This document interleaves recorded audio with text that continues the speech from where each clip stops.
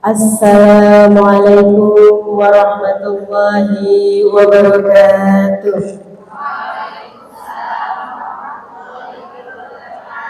Alhamdulillah.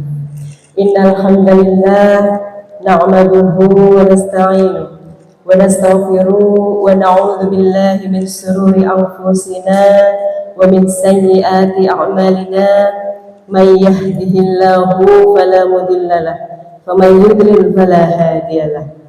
Asyhadu an la ilaha illallah wa asyhadu anna Muhammadan abduhu wa rasuluh, amma ba'du. Yang saya hormati Bapak Ustadz Idris selaku Ketua DKM Masjid At-Taqwa, dan yang saya hormati teman-teman penyelenggara Muslimah Talk yang acara hari ini, Masya Allah, Tabarakallah. Semoga setiap langkah dan lelah dari teman-teman semua dihadiahkan keberkahan dari Allah Subhanahu wa Ta'ala, mendapatkan cintanya, mendapatkan kasihnya, dan juga menjadi amal jariah untuk kawan-kawan semua. Dan juga untuk bunda-bunda yang hari ini sudah hadir, teman-teman semua, semoga setiap langkahnya hari ini hadir dalam majelis ilmu, Allah berikan keberkahan, Allah hadiahkan maghfirah, dan mujahadah kita hari ini semoga bisa menjadi hujah kita kelak di yaumul hisab, bahwa ya Allah, hari ini kami ingin bersama-sama untuk kembali kepadamu, bahwa hari ini kami ingin bermujahadah bersama untuk kembali menyadari bahwa kami ini adalah hamba-Mu. Insyaallah ya Bu. Bismillahirrahmanirrahim. Puji syukur kehadirat Allah Subhanahu wa Ta'ala yang mana telah melimpahkan rahmat dan hidayahnya, dan juga nikmat iman, nikmat sehat, dan juga nikmat taufiknya. Taufik itu apa Bun? Taufik adalah sebuah hadiah terindah dari Allah yang tidak semua hambanya itu mendapatkannya. Dimudahkannya langkah kaki kita menuju kebaikan, menuju taman-taman syurga. Hari ini kita semua sedang berkumpul di taman syurga di dunia. Apa itu taman syurga? Yaitu majelis-majelis ilmu, majelis-majelis yang di dalamnya kita bersama-sama untuk bermujahadah mendekatkan diri kita kepada Allah Subhanahu wa Ta'ala.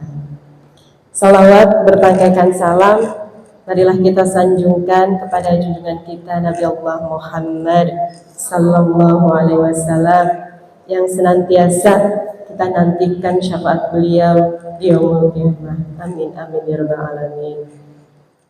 Sebelumnya saya ingin mengajak kawan-kawan semua, bunda-bunda semua, untuk kita sejenak mengosongkan gelas-gelas hati kita. Jadi Bu, hati kita itu ibarat gelas. Jika kita ingin isinya banyak, kita kosongkan dulu. Kita kosongkan hati kita kosongkan gelas pikiran kita isi satu tujuan untuk mujahadah bersama, untuk kita pulih bersama.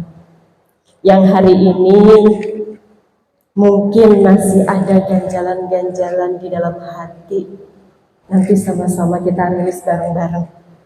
Yang hari ini mungkin dari rumah masih ada hati-hati yang galau, hari ini kita lepasin bareng.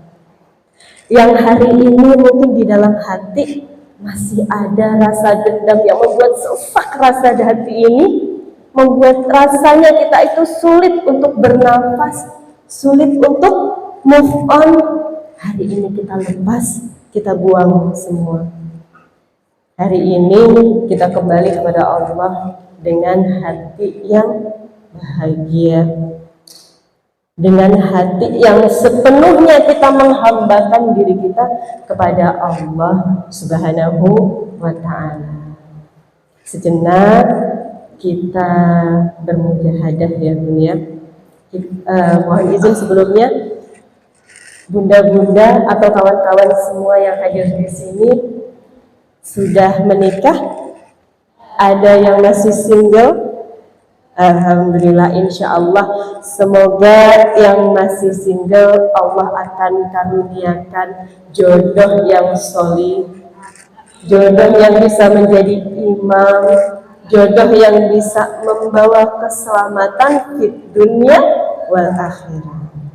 Jadi hari ini saya sapa, mohon izin menyapanya dengan bahasa kawan-kawan semua, ya Bun. Jadi kita di sini semuanya sama. Intinya kita semua masih sama-sama bermujahadah, masih terus belajar. Karena sejatinya kehidupan ini adalah sebuah sekolah yang panjang. Dari mulai kita dilahirkan ke dunia sampai kita nanti menghadap Allah Subhanahu wa Ta'ala. Kita bermujahadah bersama, sejenak kita bermuhasabah. Kita tundukkan hati kita, tundukkan pandangan kita sadari ya Rob bahwa saya adalah seorang hambamu ya Rob. Ilmu itu hanya titipan. Tidak ada segala sesuatu itu terjadi dalam hidup ini, dalam dunia ini, kalau Allah tidak menghendaki. Begitupun juga ilmu. Ilmu itu titipan Allah Subhanahu wa Ta'ala.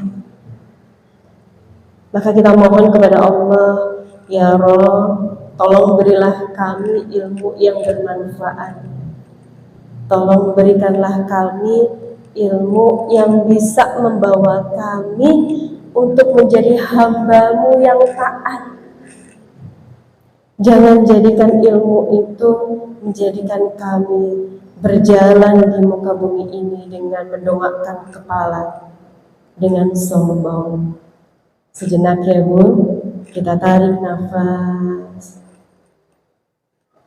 kita hembuskan, kita istighfar. Astaghfirullahaladzim, Astaghfirullahaladzim, Astaghfirullahaladzim, Alladzi la ilaha illa huwal hayyul qayyum wa atubu ilaih. Bismillahirrahmanirrahim. Subhanaka la ilma lana illa ma 'allamtana innaka antal alimul hakim.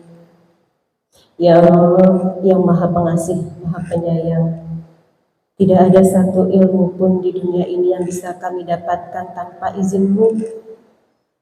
Tidak ada sesuatu pun di dunia ini yang bisa kami dapatkan tanpa kuasa-Mu ya Rob.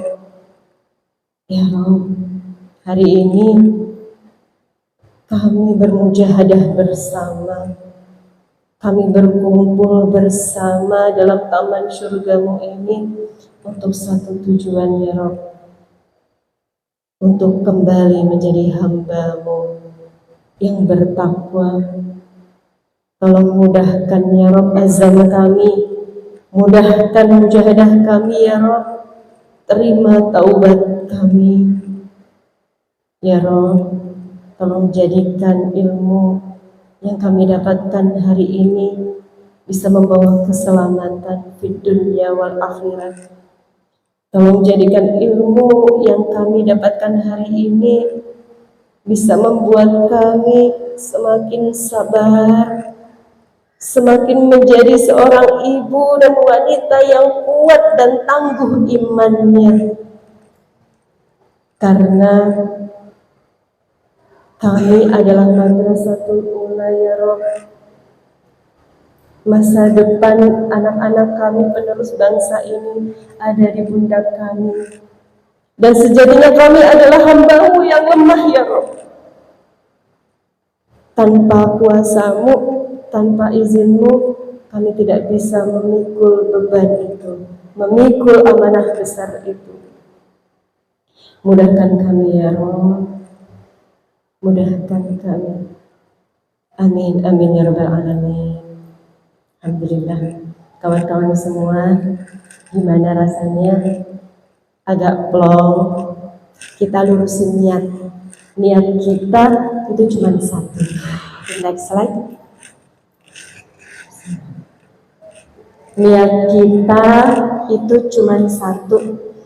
Dalam mengarungi bahtera kehidupan ini, bahtera kehidupan yang panjang ini, luruskan niat kita supaya apa kawan-kawan? Supaya kita bisa berjalan dan bisa berselancar dalam samudera kehidupan ini dengan selamat.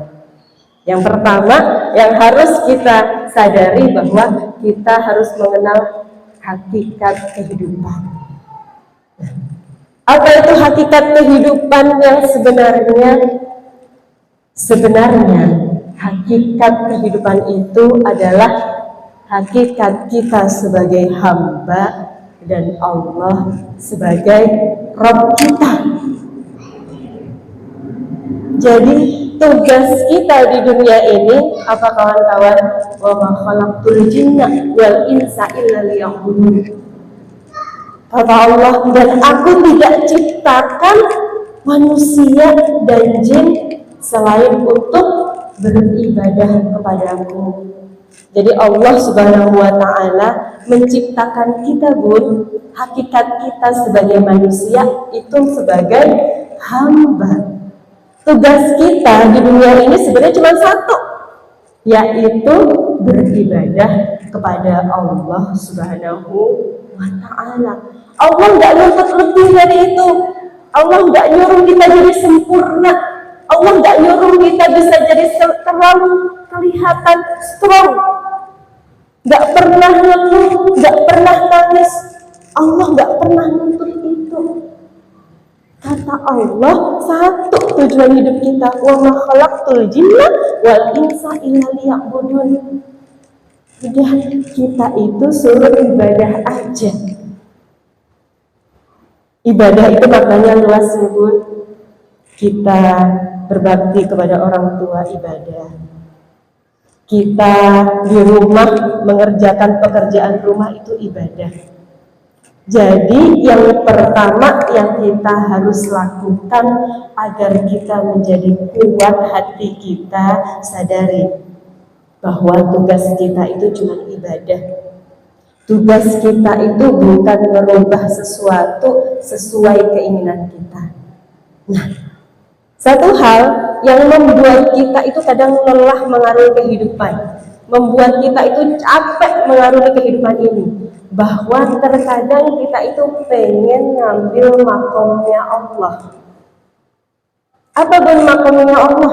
Makomnya Allah adalah menguasai seluruh langit, bumi, dan isinya, menciptakan langit, bumi, dan isinya, merubah segala sesuatu sesuai dengan kehendaknya. Itu makomnya Allah. Yang bikin kita lelah, kita pengen memposisikan diri kita itu sebagai itu. Kita pengen merubah suami kita sesuai sama yang kita mau. Ya Bun, pernah merasa seperti itu? Kita pengen merubah anak kita menjadi apa yang kita mau. Kita pengen merubah teman-teman kita, lingkungan kita di sekitar kita jadi kayak yang pengen kita mau. Akhirnya apa? Akhirnya lelah yang kita dapat. Karena itu semua makomnya Allah. Kata Allah dalam Al-Quran, ya Muhammad, sesungguhnya tugasmu itu cuma menyampaikan. Yang bertugas untuk merubah segala sesuatu itu aku, kata Allah. Jadi tugas kita itu cuma menyampaikan. Tugas kita itu cuma beribadah kepada Allah. Hidayah itu milik Allah. Dan Allah berikan kepada orang-orang yang dipilihnya, kepada hamba-hamba yang dipilihnya. Siapa hamba yang dipilihnya? Tentunya hamba-hamba Allah yang punya mujahadah kuat untuk mendapatkan itu semua.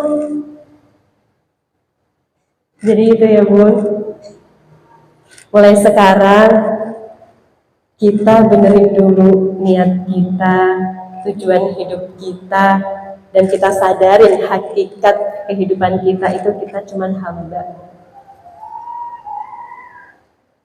Suami milik siapa Bun? Miliknya Allah. Anak-anak milik siapa Bun? Miliknya Allah.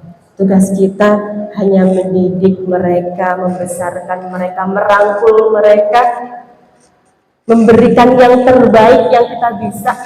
Dan hal yang terbaik yang kita usahakan itu tujuannya satu, untuk Allah. Kita besarkan ikhtisab kita.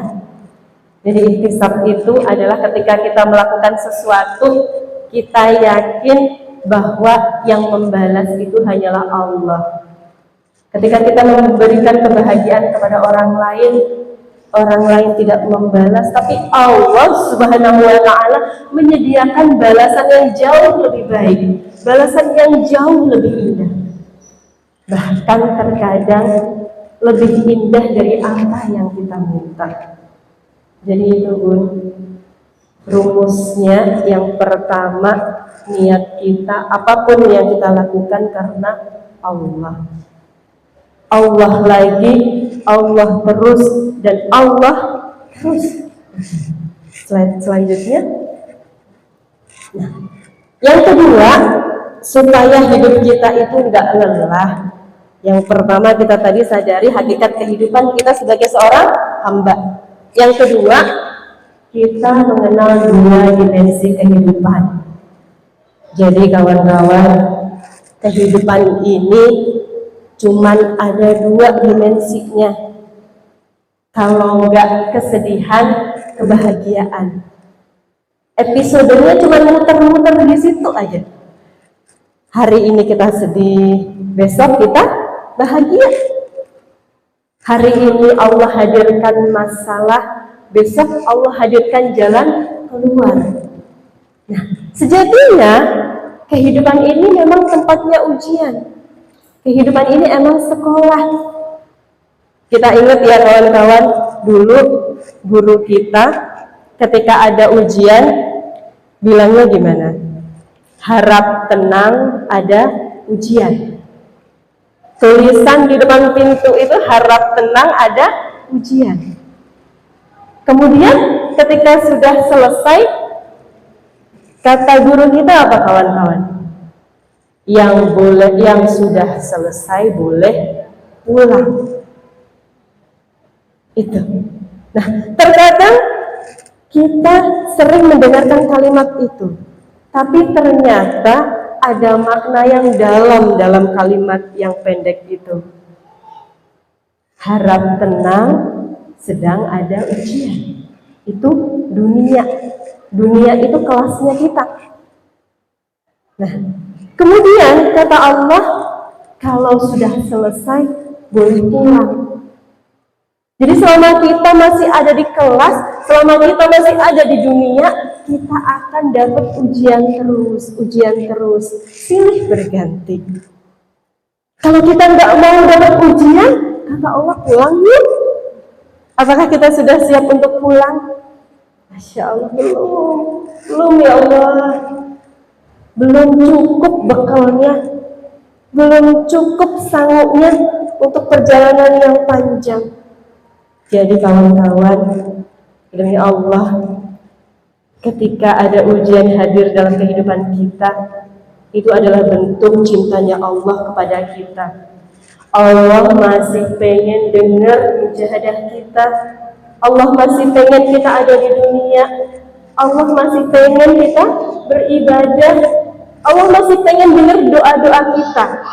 Kalau kita nggak dikasih ujian lagi, sama Allah diajak pulang yuk, kata Allah. Jadi ujian itu hadir untuk kebaikan diri kita, bukan untuk menyakiti kita, tetapi ujian itu hadir karena Allah ingin kita menjadi lebih kuat. Allah ingin melihat hambanya siapa yang keimanannya itu kuat, siapa yang benar-benar mencintaiku, kata Allah, siapa yang benar-benar bertakwa kepadaku. Kita lihat saudara-saudara kita di Palestina ya, saudara-saudara kita di Palestina, kawan-kawan, kurang berat apa ujiannya? Rumah mereka dibombardir, harta benda hilang, orang tua syahid, anak-anak mereka, putra-putri mereka syahid. Tetapi Masya Allah, masih ada senyum keimanan yang begitu luar biasa yang terpancar dari wajah-wajah mereka. Yang terucap itu bukan kalimat kutukan, bukan sebuah remekan. Yang terucap adalah sebuah kalimat ketakwaan. Hasbunallah wa ni'mal wakil, ni'mal maula wa ni'man nasyir. La haula wa la quwata illa billah. Itu terus yang terucap. Kenapa mereka bisa sekuat itu? Kenapa di Palestina itu tidak ada generasi strawberry? Yang ada adalah generasi-generasi tangguh, generasi-generasi kuat. Karena ternyata ketangguhan, kekuatan itu bahan bakunya, bahan dasarnya itu adalah iman. Keimanan yang kuat yang menghujam dalam dada-dada mereka. Jadi apapun yang terjadi dalam kehidupan, bahkan seorang anak balita itu bisa dengan lantang mengatakan kepada Zionis, engkau boleh mengebom masjidku, engkau bisa mengebom masjidku, tapi engkau tidak akan pernah bisa melarangku untuk bersujud kepada Rohku. Engkau bisa mengambil semuanya dari hidupku, tapi satu yang tidak bisa engkau ambil adalah keimananku pada Rohku. Itulah yang membuat mereka kuat. Dan hari ini kita sama-sama berkumpul di sini ya Bu, untuk menguatkan keimanan kita, menguatkan fondasi kita, bahan dasarnya sebuah ketangguhan itu. Kuncinya adalah iman dan ketauhidan yang kuat. Dan peran kita di sini sebagai Madrasatul Ula, sebagai para calon ibu, itu sangat besar. Kenapa di Palestina Zionis itu paling takut kepada anak-anak, kepada para wanita-wanita Palestina? Karena dari rahim-rahim mereka itu lahirlah mujahid-mujahidah tangguh. Dari rahim-rahim mereka itu lahirlah pejuang-pejuang tangguh.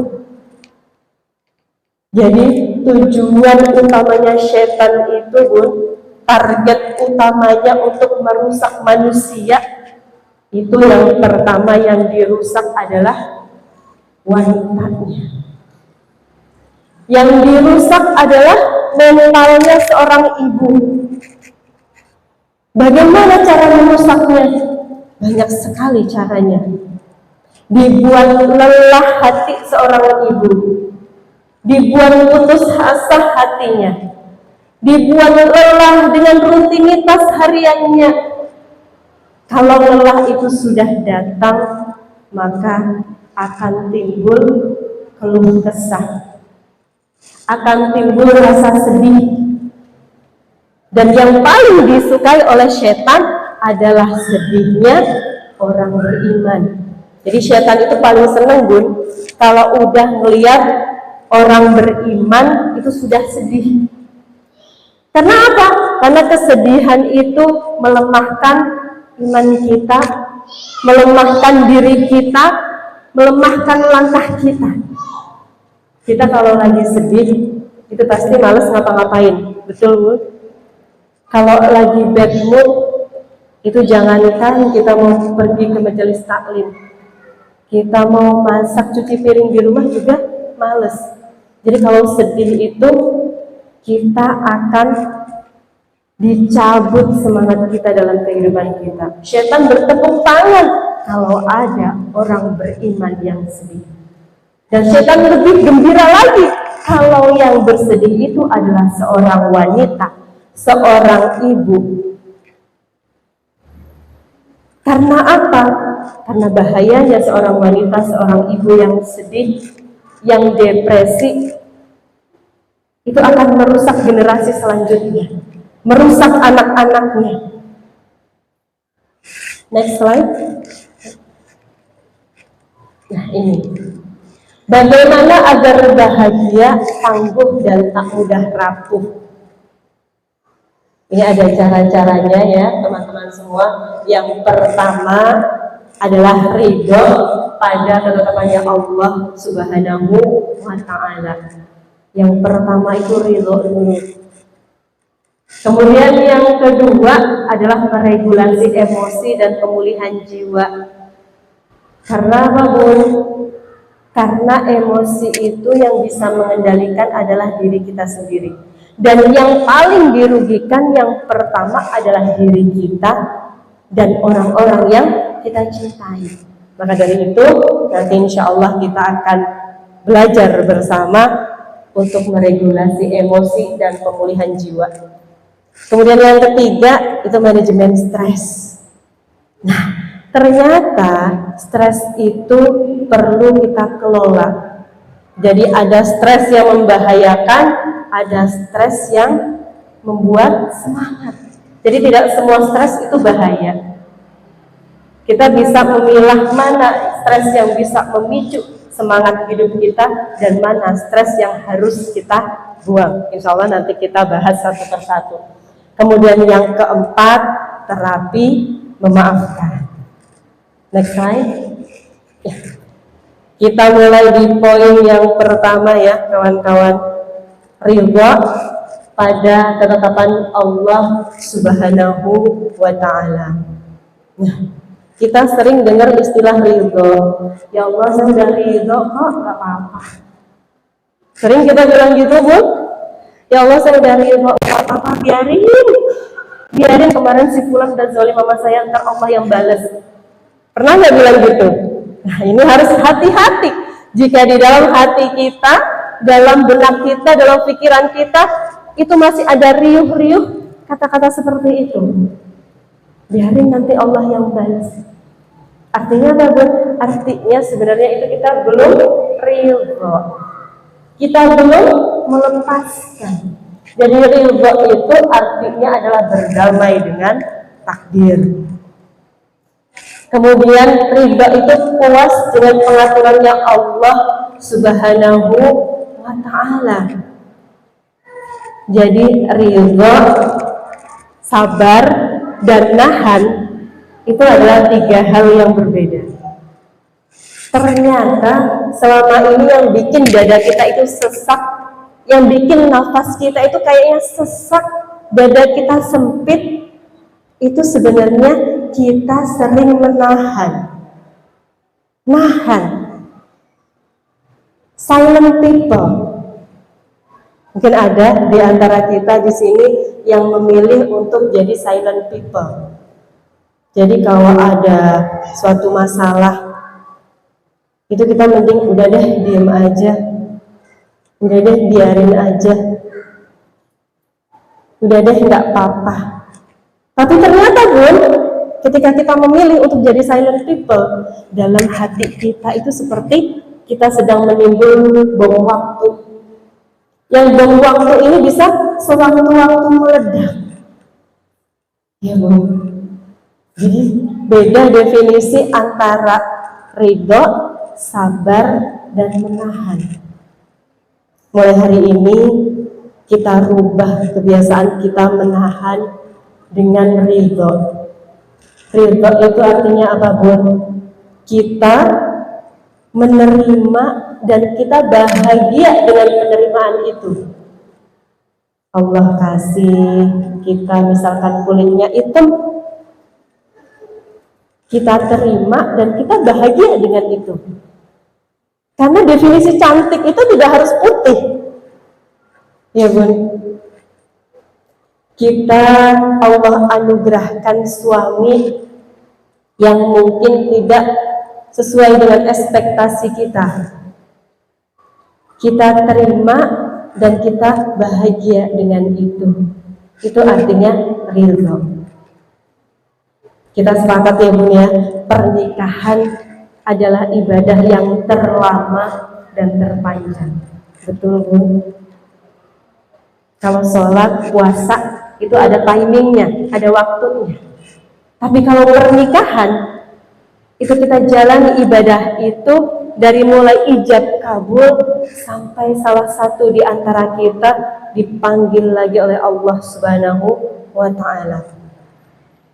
Ibadah yang terlama dan terpanjang, bisa jadi terberat, karena di dalamnya kita harus merundurkan ego-ego kita.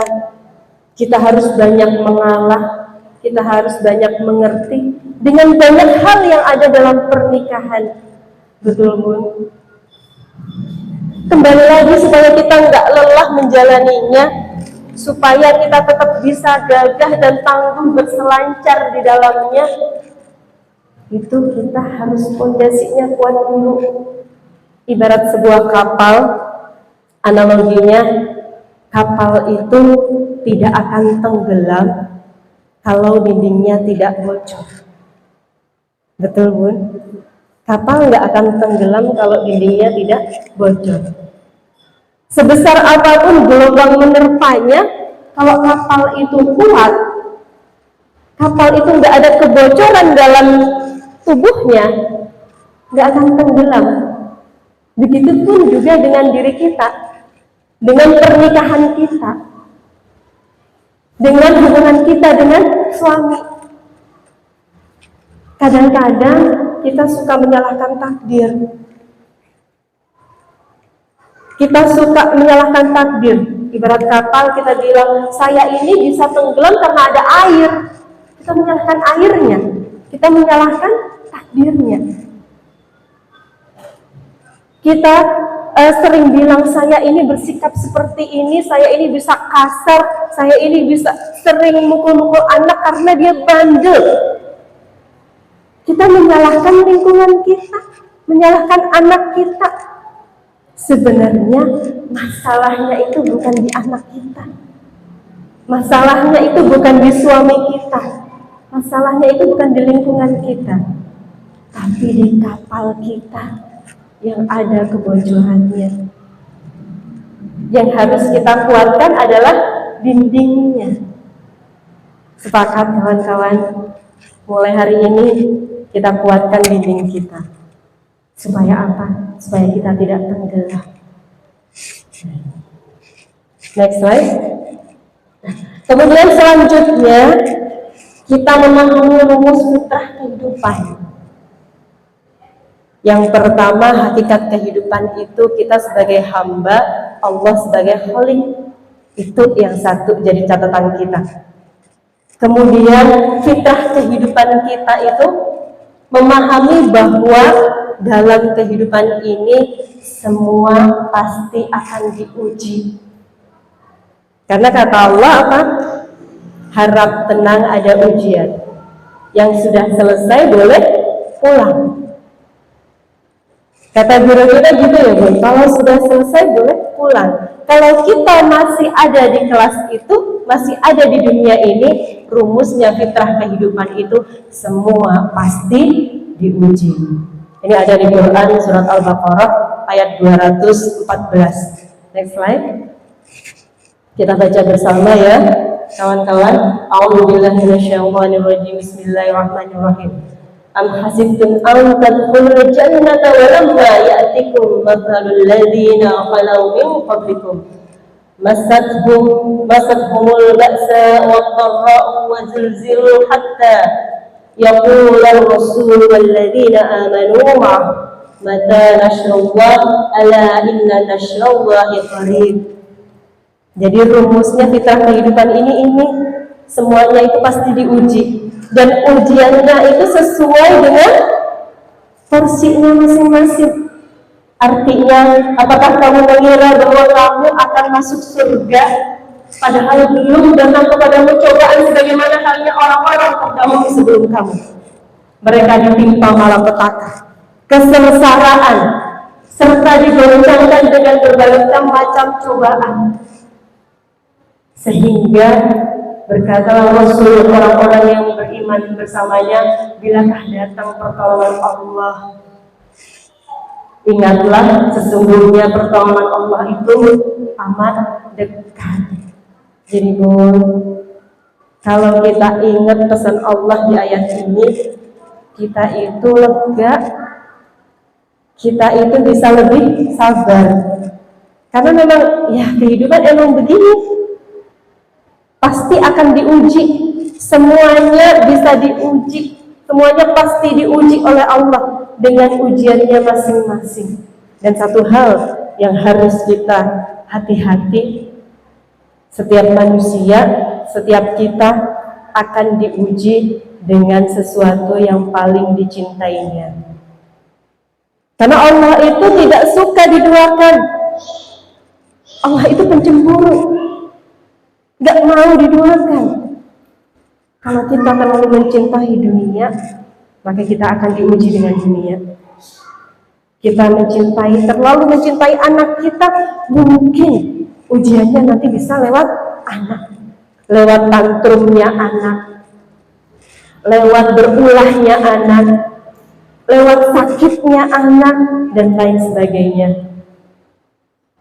Kita terlalu mencintai suami, mungkin ujiannya bisa lewat suami. Dengan apa? Bermacam-macam bentuk ujiannya. Bisa dengan ujian kesenangan, bisa dengan ujian kesedihan. Maka kata Allah, kembalilah kepadaku. Jadi kata Sayyidina Ali,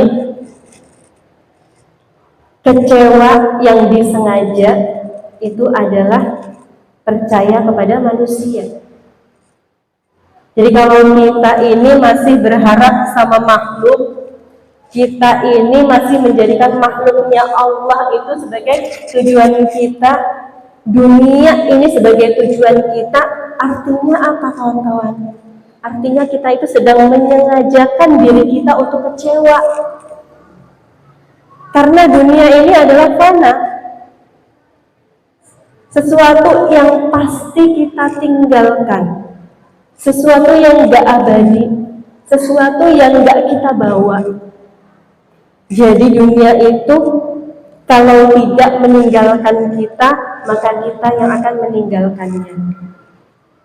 Maka jadikanlah Allah satu-satunya yang paling kita cintai. Setelah itu kita baru mencintai suami, mencintai anak, mencintai orang-orang terdekat kita, mencintai sesama muslim. Tapi tetap jadikan Allah itu yang nomor satu. Kalau sudah seperti itu, kita sulit kecewa. Karena tujuan kita udah benar, jalan kita udah benar. Insya Allah nggak kepleset, nggak terluka. Yang bikin kita itu sering terpleset, terluka, karena kita masih toleh kanan kiri, toleh dunia, toleh jabatan, toleh ketenaran, toleh pujian. Tujuan kita nggak satu, nggak lurus, makanya kita sering kepleset dan akhirnya terluka. Next slide. Kemudian fitrahnya kehidupan itu yang pertama tadi, semua pasti diuji. Yang kedua, Allah itu nggak pernah salah naruh takdir dalam kehidupan kita. Ya bun. Allah itu nggak pernah salah menempatkan sesuatu dalam kehidupan kita, termasuk dalam hal ujian, termasuk dalam hal rizki. Jadi ujian itu sesuai takaran, sesuai kemampuannya kita. Kalau kata Allah kita mampu, ujiannya berat. Dan kalau kita lulus, maka cintanya Allah akan lebih besar. Jadi beda ya dunia. Anak sekolah TK dengan sekolah SD derajatnya beda. ujiannya beda, jauh lebih susah anak yang SD. Begitupun juga dengan kita, dengan ujian dalam hidup kita. Dalam Quran surat Al-Baqarah ayat 286, nah ini ada keistimewaan ayat ini ya kawan-kawan. Jadi gurunda kita Ustadz Adi Hidayat mengatakan ada 2 surat dalam Al-Quran yang mempercepat terkabulnya doa. Nah ini ada tips. Quran itu luar biasa. Semua kehidupan kita, aspek kehidupan kita itu dalam Al-Quran. Dan Allah menjadikan Al-Quran itu istimewa. Ada 2 surat yang mempercepat terkabulnya doa. Yang pertama Al-Fatihah, yang kedua Al-Baqarah. Al-Baqarahnya ini di 3 ayat terakhir, 284, 285, 286. Nah ini, jadi kalau kita mau berdoa, sunahnya kita beristighfar dulu. Astagfirullahaladzim, alladzi la ilaha illa huwal hayyul qayyum wa atubu ilaih. Istighfar dulu, kita mengaku pada Allah bahwa kita ini banyak dosa. Karena doa hamba yang didengar itu adalah doanya hamba yang hatinya bersih. Kalau dalam hati kita ini ada riak-riak penyakit hati, dalam hati kita ini masih ada riak-riak dendam, gimana doa kita mau nyampe ke Allah? Jadi yang pertama kita bersihkan dulu hati kita. Kalau pengen doa kita nyampe ke Allah, doa kita dikabulkan oleh Allah. Istighfar, kemudian kita baca salawat. Allahumma sholli ala Muhammad wa ala ali Muhammad. Kemudian kita baca Al-Fatihah. Setelah baca Al-Fatihah, kita baca surat Al-Baqarah 3 ayat terakhir, 284, 285, 286. Dan dahsyatnya ayat ini memberikan kekuatan kepada kita. Kita baca bersama ya, kawan-kawan. A'udzubillahi minasyaitonirrajim. Bismillahirrahmanirrahim. La yukallifullahu nafsan illa wus'aha. Laha ma kasabat wa 'alaiha ma kasabat. Rabbana la tu'akhidna in nasina aw akhtana. Rabbana wa la tahmil 'alaina isran kama hamaltahu 'alal ladzina min qablina. Rabbana wa la tuhammilna ma la taqata lana bihi. Wa'fu 'anna waghfir lana warhamna anta maulana fansurna 'alal qaumil kafirin. Masya Allah, ayat ini dahsyat kawan-kawan. Artinya Allah tidak membebani seseorang melainkan sesuai dengan kesanggupannya. Kalau kita nggak sanggup, Allah nggak akan kasih beban itu. Allah tidak membebani seseorang melainkan sesuai dengan kesanggupannya. Ia mendapatkan pahala dari kebajikan yang diusahakannya dan ia mendapatkan siksa dari kejahatan yang ia kerjakan. Mereka berdoa, ya Tuhan kami, janganlah Engkau hukum kami jika kami lupa atau kami salah. Ya Tuhan kami, janganlah Engkau bebankan kepada kami beban yang berat sebagaimana Engkau bebankan kepada orang-orang sebelum kami. Ya Tuhan kami, janganlah Engkau pikulkan kepada kami apa yang tak sanggup kami memikulnya. Beri maaflah kami, ampunilah kami, rahmatilah kami. 3 hal itu pun ternyata yang bikin kita itu selamat fit dunia wal akhirat. Engkaulah penolong kami, maka tolonglah kami terhadap kaum yang kafir. Jadi sekali lagi, kita itu sebagai hambanya Allah, kita itu lemah loh tanpa kuasanya Allah. Bahkan untuk berdiri saja, kalau Allah nggak menghendaki kita berdiri, Allah cabut saja satu syarat yang bisa membuat kita itu berdiri, yang mendukung kita berdiri, kita nggak akan bisa berdiri. Allah cabut saja satu syarat di punggung kita, itu bisa membuat seseorang jadi lumpuh. Jadi maha kuasanya Allah atas segala sesuatu. Terkadang yang membuat kita lelah itu kita pengen berjalan dengan kekuatan diri kita sendiri. Kita pengen menyelesaikan semuanya itu sendiri. Kita lupa minta bantuan sama Allah.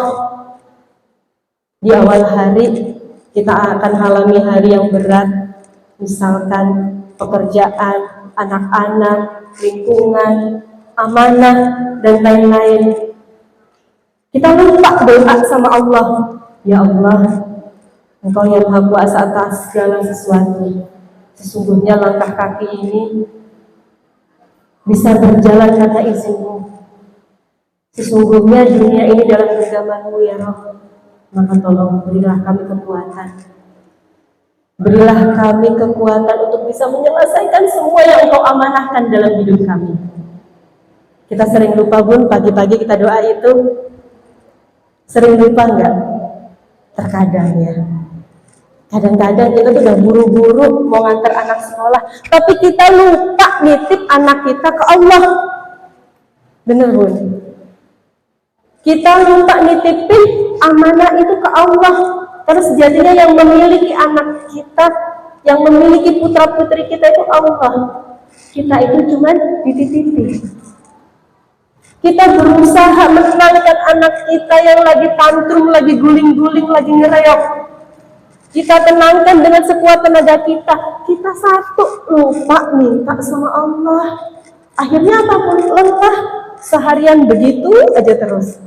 Anak seharian rewel aja terus. Karena satu, kita lupa nitip sama Allah. Ya Allah, Engkau yang menggenggam hati anak-anak kami. Engkau yang menggenggam hati putra-putri kami.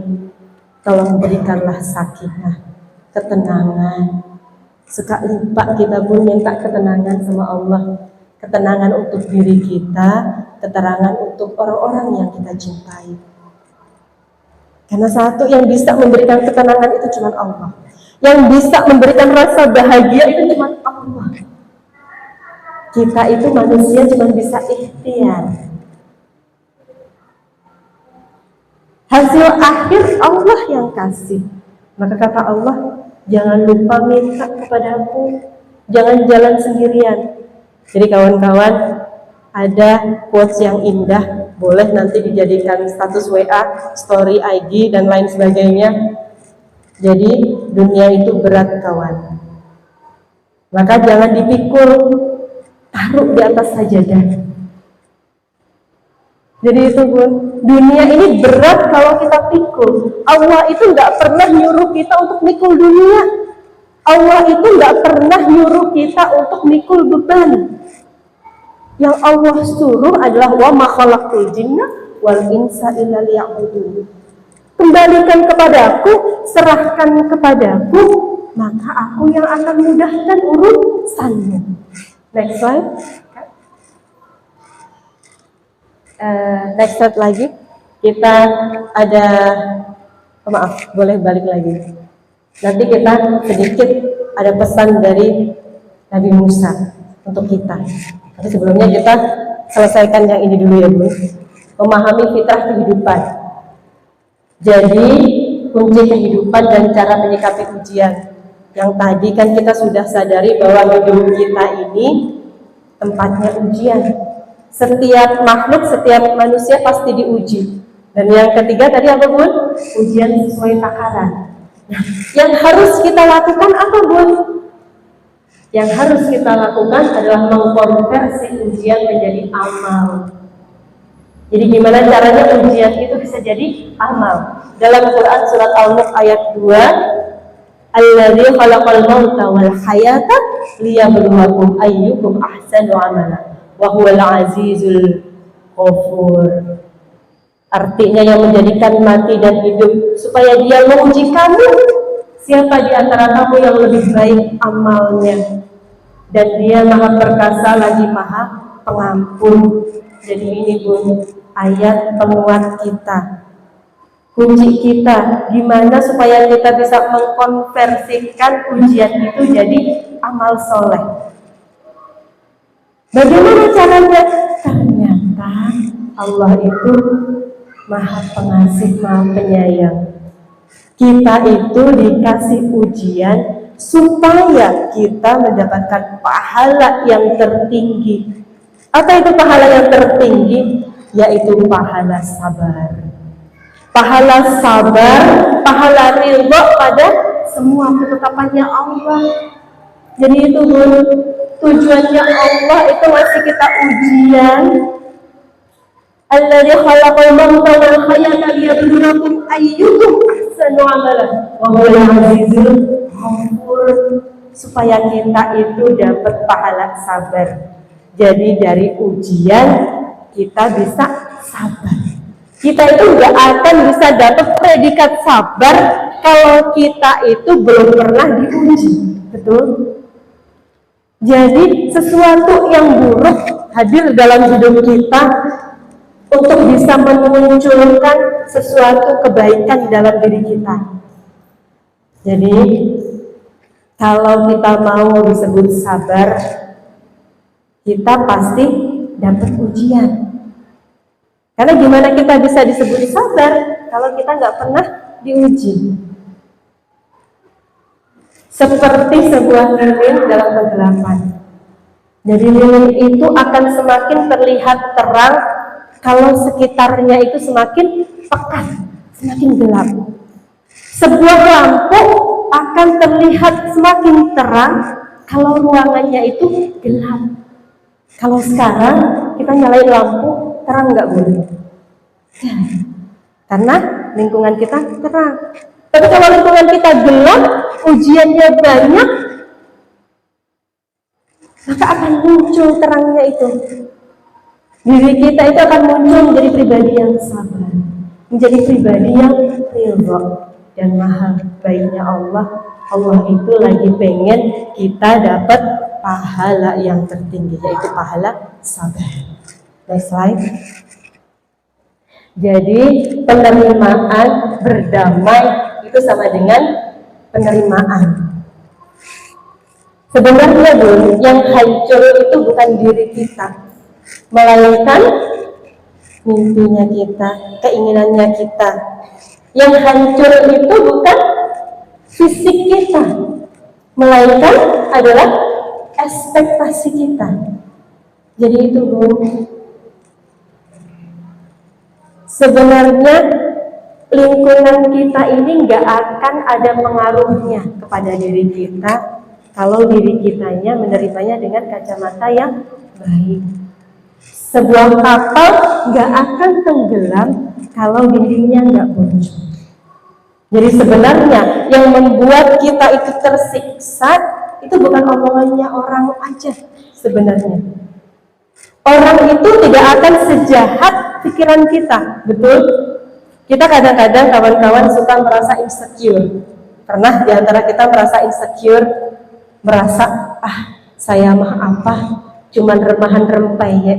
Kalau bahasa anak muda sekarang ya Bun, yes, wajar aja kalau saya nggak dilihat saya mah apa aku. Sebenarnya yang bilang seperti itu orang lain apa pikiran kita? Pikiran kita. Orang lain mah nggak akan berani ngomong secara langsung face to face kepada kita. Ibu fulanah, ibu itu cuma remahan rempah ya, nggak akan berani. Nggak ada yang berani bilang kita kamu tuh apa, nggak berguna. Nggak ada yang berani seperti itu. Jadi yang membuat kita itu sedih, yang membuat kita insecure adalah lintasan-lintasan pikiran kita sendiri. Riuhnya kata-kata dalam otak kita, dalam pikiran kita. Gitu. Jadi yang harus kita perbaiki, sayangi diri kita. Jangan biarkan riuhnya otak kita itu nyiksa diri kita sendiri. Karena apa? Karena Allah itu sudah menciptakan yang terbaik, Allah kasih kepada manusia. Setiap manusia itu punya potensi. Setiap manusia Allah anugerahkan 24 jam yang sama. Gak ada yang dikasih 30 jam sehari. Sama, kita hidup sama-sama di atas muka bumi ini. Kita hidup sama-sama diciptakan sebagai manusia. Kita mempunyai hak yang sama untuk menghirup udara. Kita punya hak yang sama untuk bisa sukses. Kita punya hak yang sama untuk bisa berhasil. Kita punya hak yang sama untuk bisa memberikan yang terbaik untuk orang-orang yang kita cintai. Kita semua punya hak yang sama. Allah Subhanahu wa Ta'ala sudah kasih fasilitas itu buat kita. Tinggal kita mau kelola itu atau enggak. Ataukah kita mau membiarkan diri kita semakin tenggelam dengan pikiran-pikiran kita, membuat diri kita semakin tenggelam dengan riuhnya kata-kata yang ada dalam otak kita. Jadi sebenarnya yang membuat kita terluka, yang terluka itu bukan fisiknya kita, tapi pikiran kita, ekspektasi kita terhadap diri kita sendiri. Mulai sekarang sayangi diri kita, karena Allah Subhanahu wa Ta'ala itu Maha Rahman dan Rahim. Allah itu sayang banget sama kita. Kenapa kita harus siksa diri kita dengan merasa diri kita nggak berguna? Jadi itu kita pulih bersama ya kawan-kawan hari ini. Kita sembuh bersama. Kita munculkan dalam hati kita bahwa aku bisa karena Allah. Aku akan bisa karena izin Allah. Semua karena Allah. Dan semua akan bermuara kepada Allah Subhanahu wa Ta'ala. Nah, ini tadi. Ada pesan yang indah dari Nabi Musa. Doanya Nabi Musa. Kaidah kehidupan, pola kehidupan yang diajarkan oleh Nabi Musa alaihissalam. Jadi doanya Nabi Musa, Bun, kita sering baca ya doa ini. Anak-anak sering baca, anak-anak TPA, dan kita sering familiar dengan doa ini. Tapi apakah selama ini kita sudah memaknai ada makna cinta yang besar dalam doa ini? Jadi Rabbus Rahli Sadri wa yassirli amri wahlul 'uqdatam min lisani yafqahu qawli. Kalau orang mau ceramah kadang-kadang baca ini. Iya. Jadi ya Allah, lapangkanlah untukmu dadaku, poin yang pertama, dan mudahkanlah untukku urusanku, poin yang kedua, dan lepaskanlah keraguan dari ilahku supaya mereka mengerti perkataanku. Poin yang ketiga ini adalah tujuannya. Jadi pola kehidupan kita yang pertama yang harus kita minta sama Allah itu ternyata lapangkanlah dadaku. Jadi rumusnya itu lapang dada dulu, baru urusan dimudahkan. Itu. Jadi kalau kita pengen urusan kita dimudahkan sama Allah, lapang dada dulu, terima dulu takdir itu dengan penerimaan, terima dulu takdir itu dengan ikhlas, ridho dan bahagia. Baru selanjutnya Allah akan mudahkan urusan-urusan kita. Jadi itu. Jadi kita jangan terbalik ya kawan-kawan. Kita kadang-kadang suka bilang, mudahin dulu urusannya, nanti baru saya bisa ridho, baru saya bisa tenang. Tapi sebenarnya rumus yang Allah mau, lapang dada dulu, baru nanti Allah akan kasih jalan keluar. Dan setelah lapang dada, jalan keluar sudah Allah kasih, poin yang ketiga, tujuan hidup kita akan tercapai. Jadi itu Bun, pertolongan Allah itu datang kalau kita itu sudah pada titik ridho. Kenapa selama ini doa kita itu enggak kabul-kabul ya Allah? Kenapa kita sudah doa bertahun-tahun kita enggak kabul? Jawabannya adalah apakah kita sudah lapang, sudah menerima dengan ketetapan yang Allah kasih hari ini. Jangan-jangan doa kita itu terhalang oleh takdir yang kita ciptakan sendiri. Kita nggak nerima takdir kita yang sekarang. Kita pengen yang sesuai sama ekspektasinya kita, bukan yang sesuai sama maunya Allah. Jadi itu kadang yang menghalangi doa kita terkabul. Sehingga apa? Lelah kita, tujuan hidup kita nggak sampai-sampai, cita-cita kita nggak sampai-sampai. Karena kata Allah, "Wa ma khalaqtul jinna wal insa illa liya'budun." Tugasmu hanyalah beribadah kepadaku, jadikan aku satu-satunya tujuan hidupmu. Maka setelah itu aku akan lapangkan untukmu jalanmu.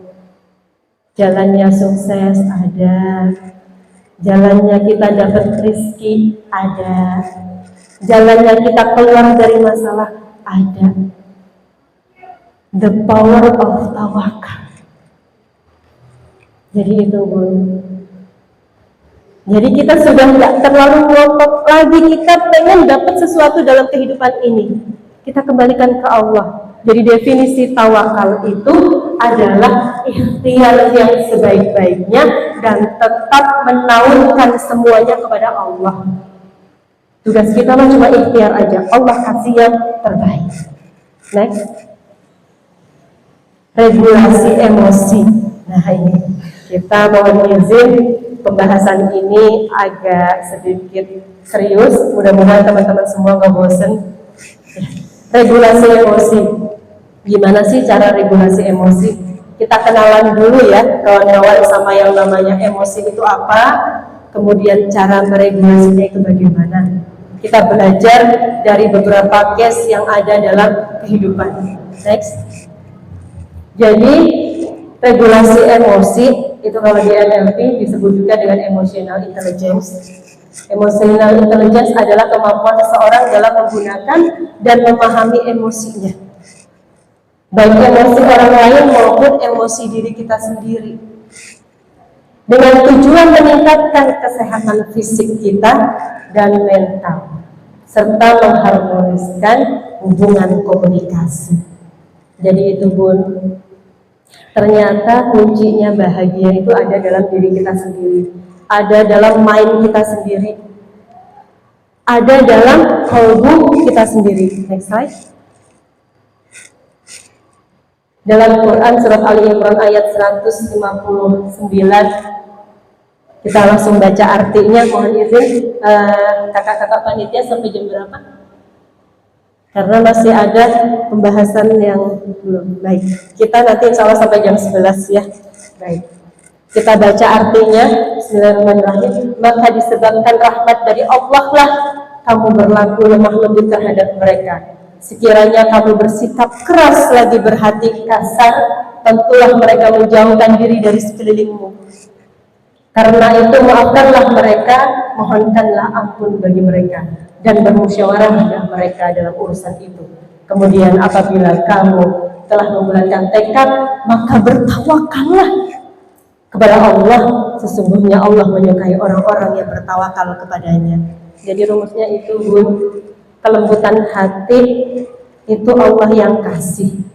Kepada siapa? Kepada hambanya yang bertakwa, kepada hambanya yang rajin muhasabah, rajin membuang sampah-sampah batin, rajin membersihkan hatinya. Kalau kerasa hati kita itu lagi marid, jadi qalbun itu kan ada 3. Ada qalbun salim, hati yang sehat. Qalbun marid, hati yang sakit. Qalbun mayit, hati yang mati. Nah, kadang-kadang kita itu suka di poin yang kedua, hati yang marid, hati kita sakit. Dan level sakitnya itu beda-beda. Bisa fatal, bisa yang sudah akut, atau masih yang gejala-gejala. Nah, kemudian yang bahagia itu yang bagaimana? Yang cepet-cepet ngobatin hatinya kalau hatinya itu udah mulai ada gejala-gejala penyakit hati. Next. Ini ya Bun ya, tadi hati manusia. Next. Jadi ketahuilah sesungguhnya di dalam jasad terdapat segumpal daging. Jika dia baik, maka baiklah seluruh jasadnya, dan jika ia rusak, maka rusaklah seluruh jasadnya. Dan ketahuilah ia adalah hati. Jadi kita harus sayang Bun sama hati kita. Kalau pengen kita selamat, kalau pengen kita sehat. Jadi kalau hati sudah rusak, semuanya itu sudah rusak. Seperti kalau kita lihat sesuatu pakai kacamata hitam, walaupun warnanya putih, jadinya apa Bun? Buram. Nah itu. Yang harus kita rubah apa? kacamata kita, kalbu kita, hati kita, brainnya kita, pikiran kita. Jadi berdasarkan penelitian, dalam otak manusia itu dalam sehari ada 70.000 lintasan pikiran. Masya Allah, maha kuasanya Allah ya Bun ya, yang menciptakan otak kita itu. Nanti kita bisa lihat next slide kan. Ini tentang hati, kalbu. Jadi ada 40.000 neuron di dalamnya. Next slide kan. Nah, Allah Subhanahu wa Ta'ala itu maha luar biasanya menciptakan diri kita, otak kita.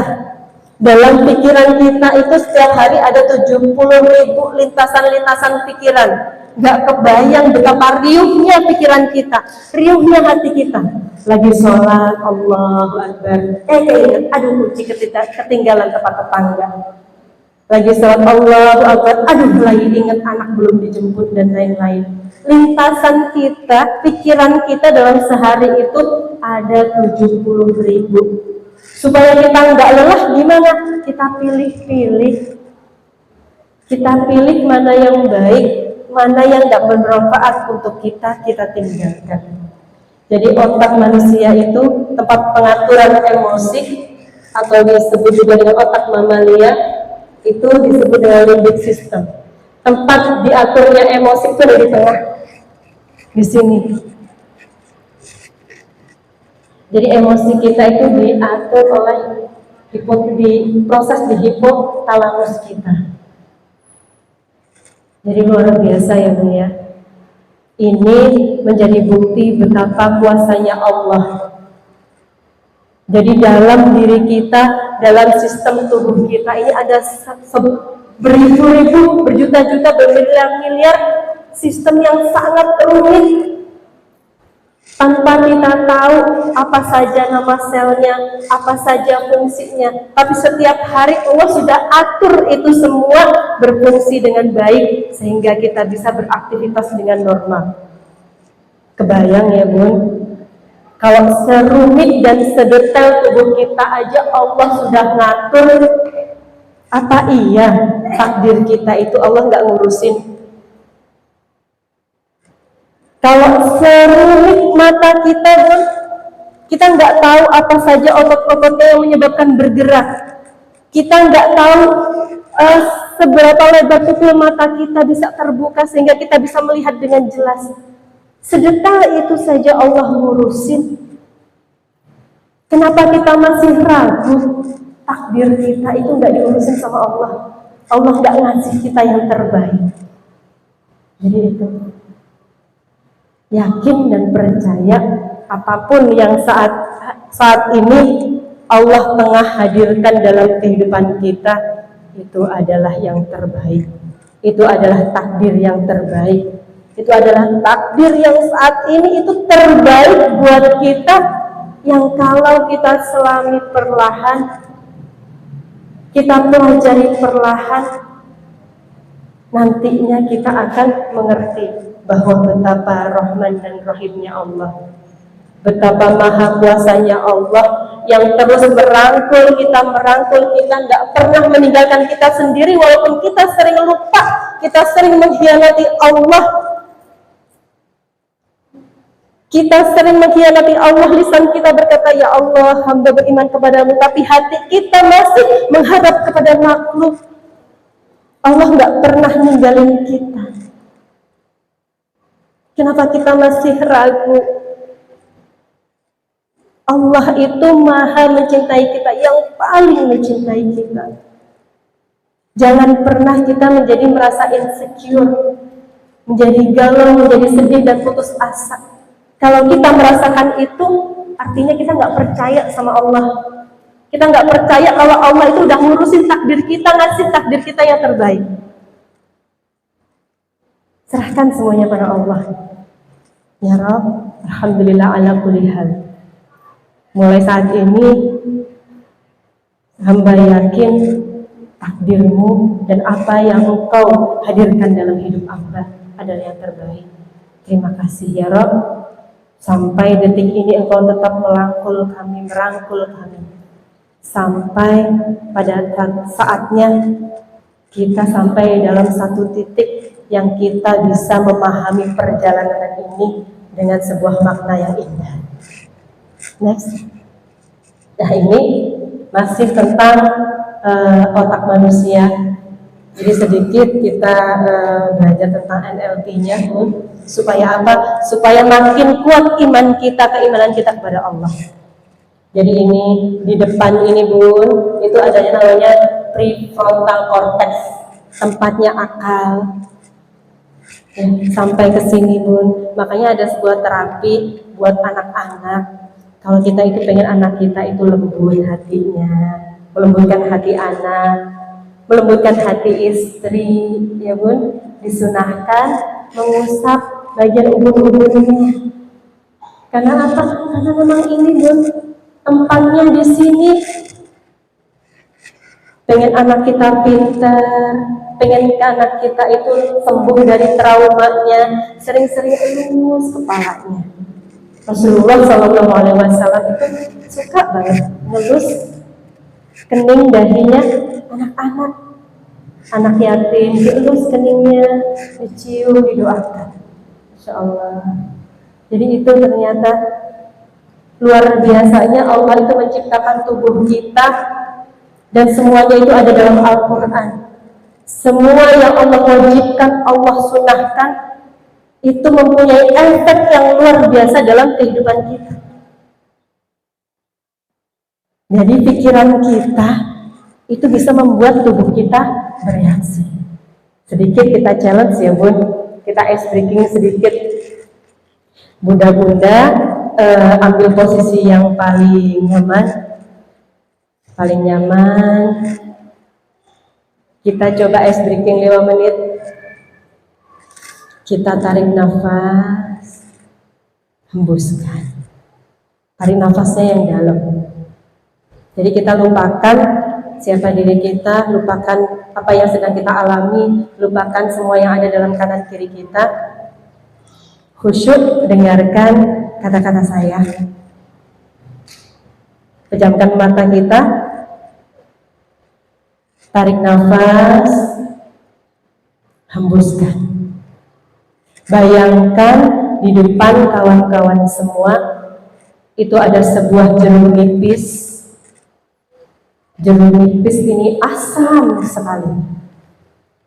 Jeruk nipis ini asam banget.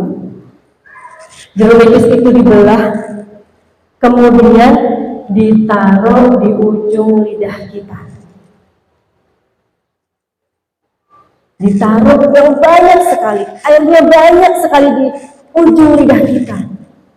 Rasakan,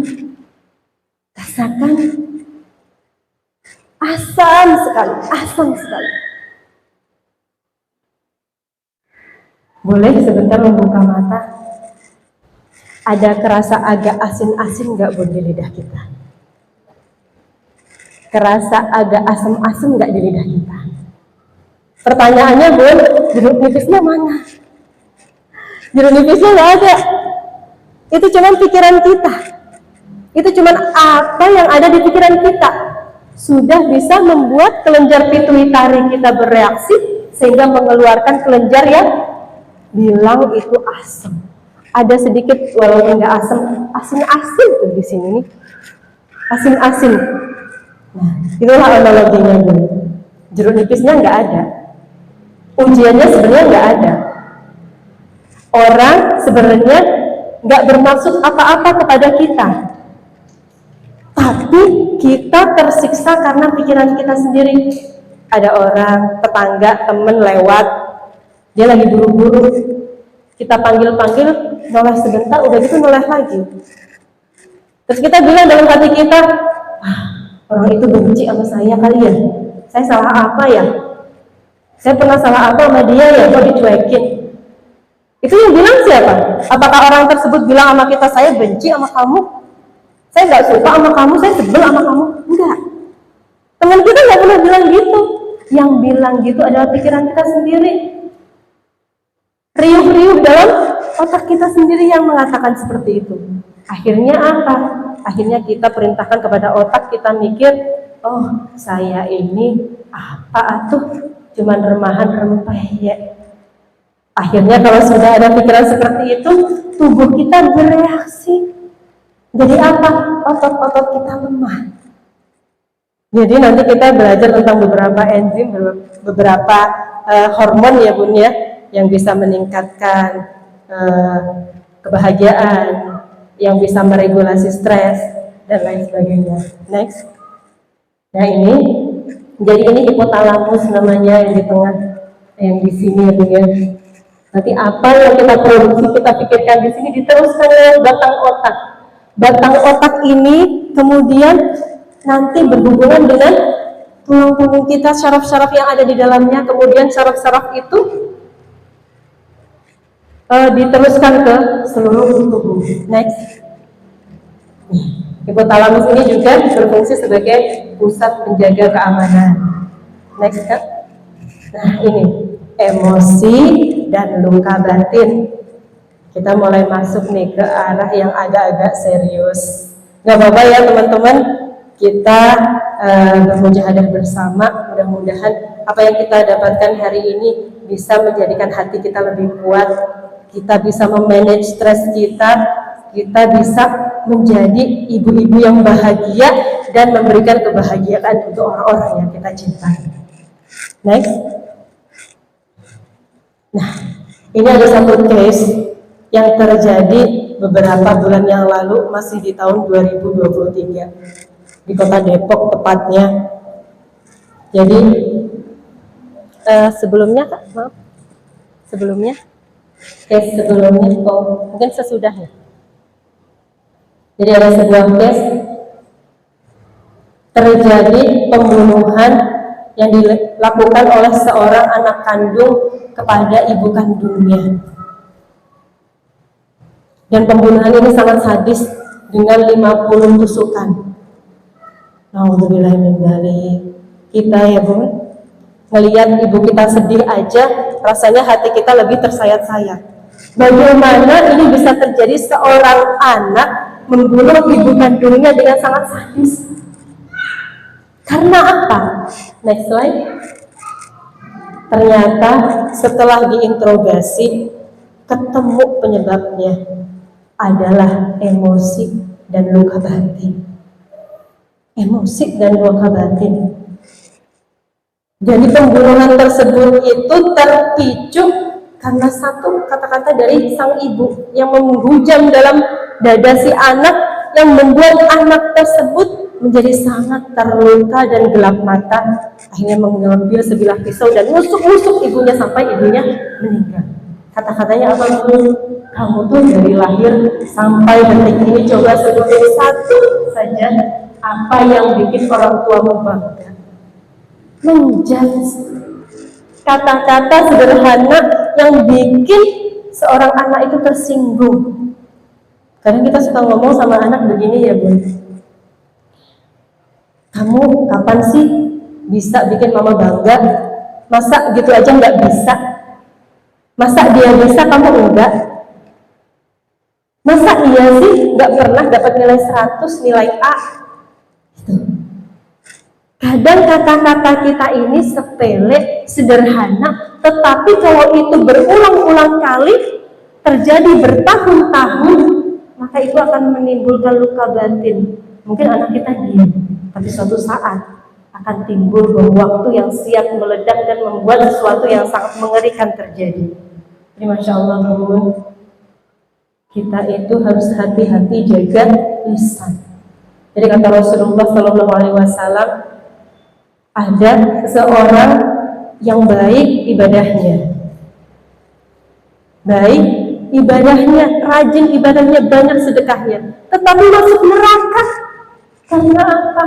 Karena lisannya sering menyakiti hati tetangganya, menyakiti hati orang sekitarnya.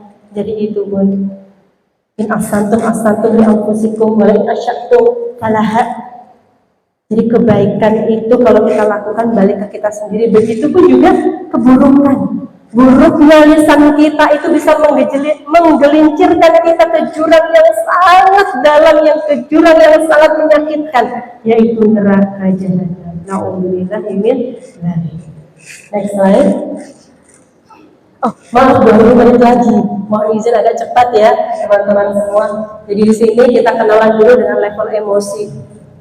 Supaya kita bisa meregulasi emosi, kita harus kenalan dulu emosi itu apa. Jadi level emosi itu adalah nafas lawamah, nafas amarah, nafas mutmainah. Mohon izin cepat saja. Nafas lawamah itu ada yang namanya apatis. Ini kalau diukur itu ada gelombang elektromagnetiknya 50 Hz. Mungkin nanti kakak-kakak panitia bisa di-sharekan pada teman-teman semua yang hadir hari ini. Kalau dicatat sepertinya agak sulit. Jadi ada nafas sedih 75 Hz, nafas takut. Nah, ini ada nafas yang terendah. Ini yang paling disukai oleh setan. Tadi setan itu paling suka sama apa, kawan-kawan? Sedihnya orang beriman. Jadi kalau orang beriman itu nafasnya udah di bawah nih, gampang banget diplesetin dikit udah depresi. Dan bahayanya depresi itu ada dua. Kalau nggak menyakiti diri sendiri adalah menyakiti orang lain. Kalau nggak membunuh diri sendiri bisa jadi membunuh orang lain. Itu yang paling bahaya. Nah, kemudian nafas yang kedua adalah nafas amarah. Nafas amarah itu apa, kawan-kawan?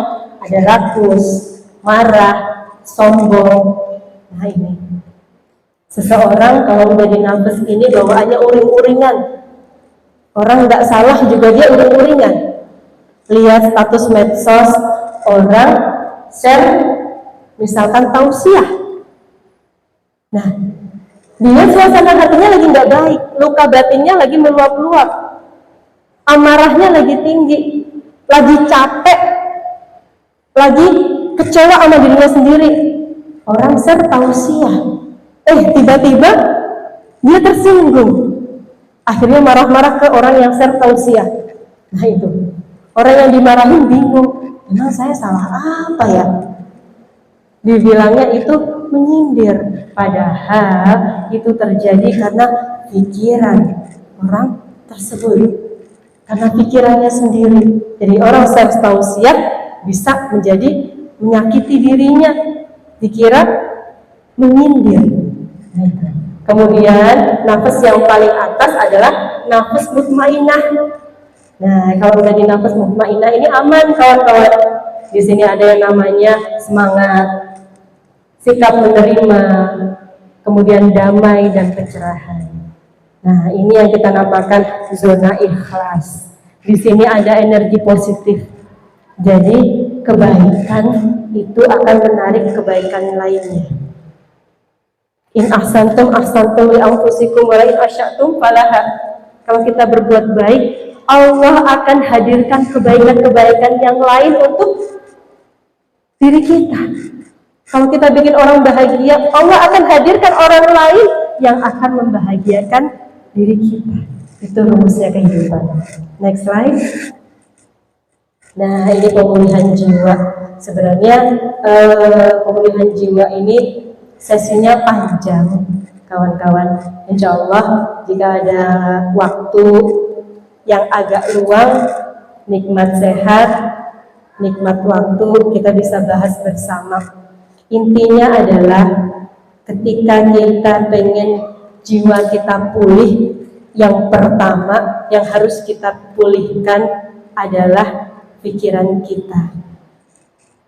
Yang harus kita pulihkan adalah pikiran kita. Memilah-milah lintasan pikiran mana yang bermanfaat untuk kita dan merugikan kita. Yang manfaat ambil, yang merugikan tinggalkan.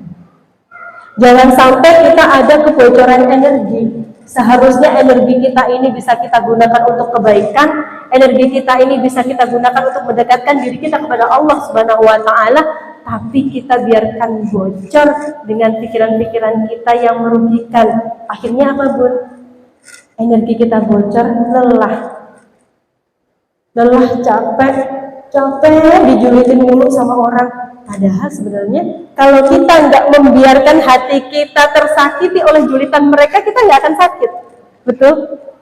Kalau kita nggak membiarkan perasaan kita terluka karena kata-katanya, kita nggak akan sakit.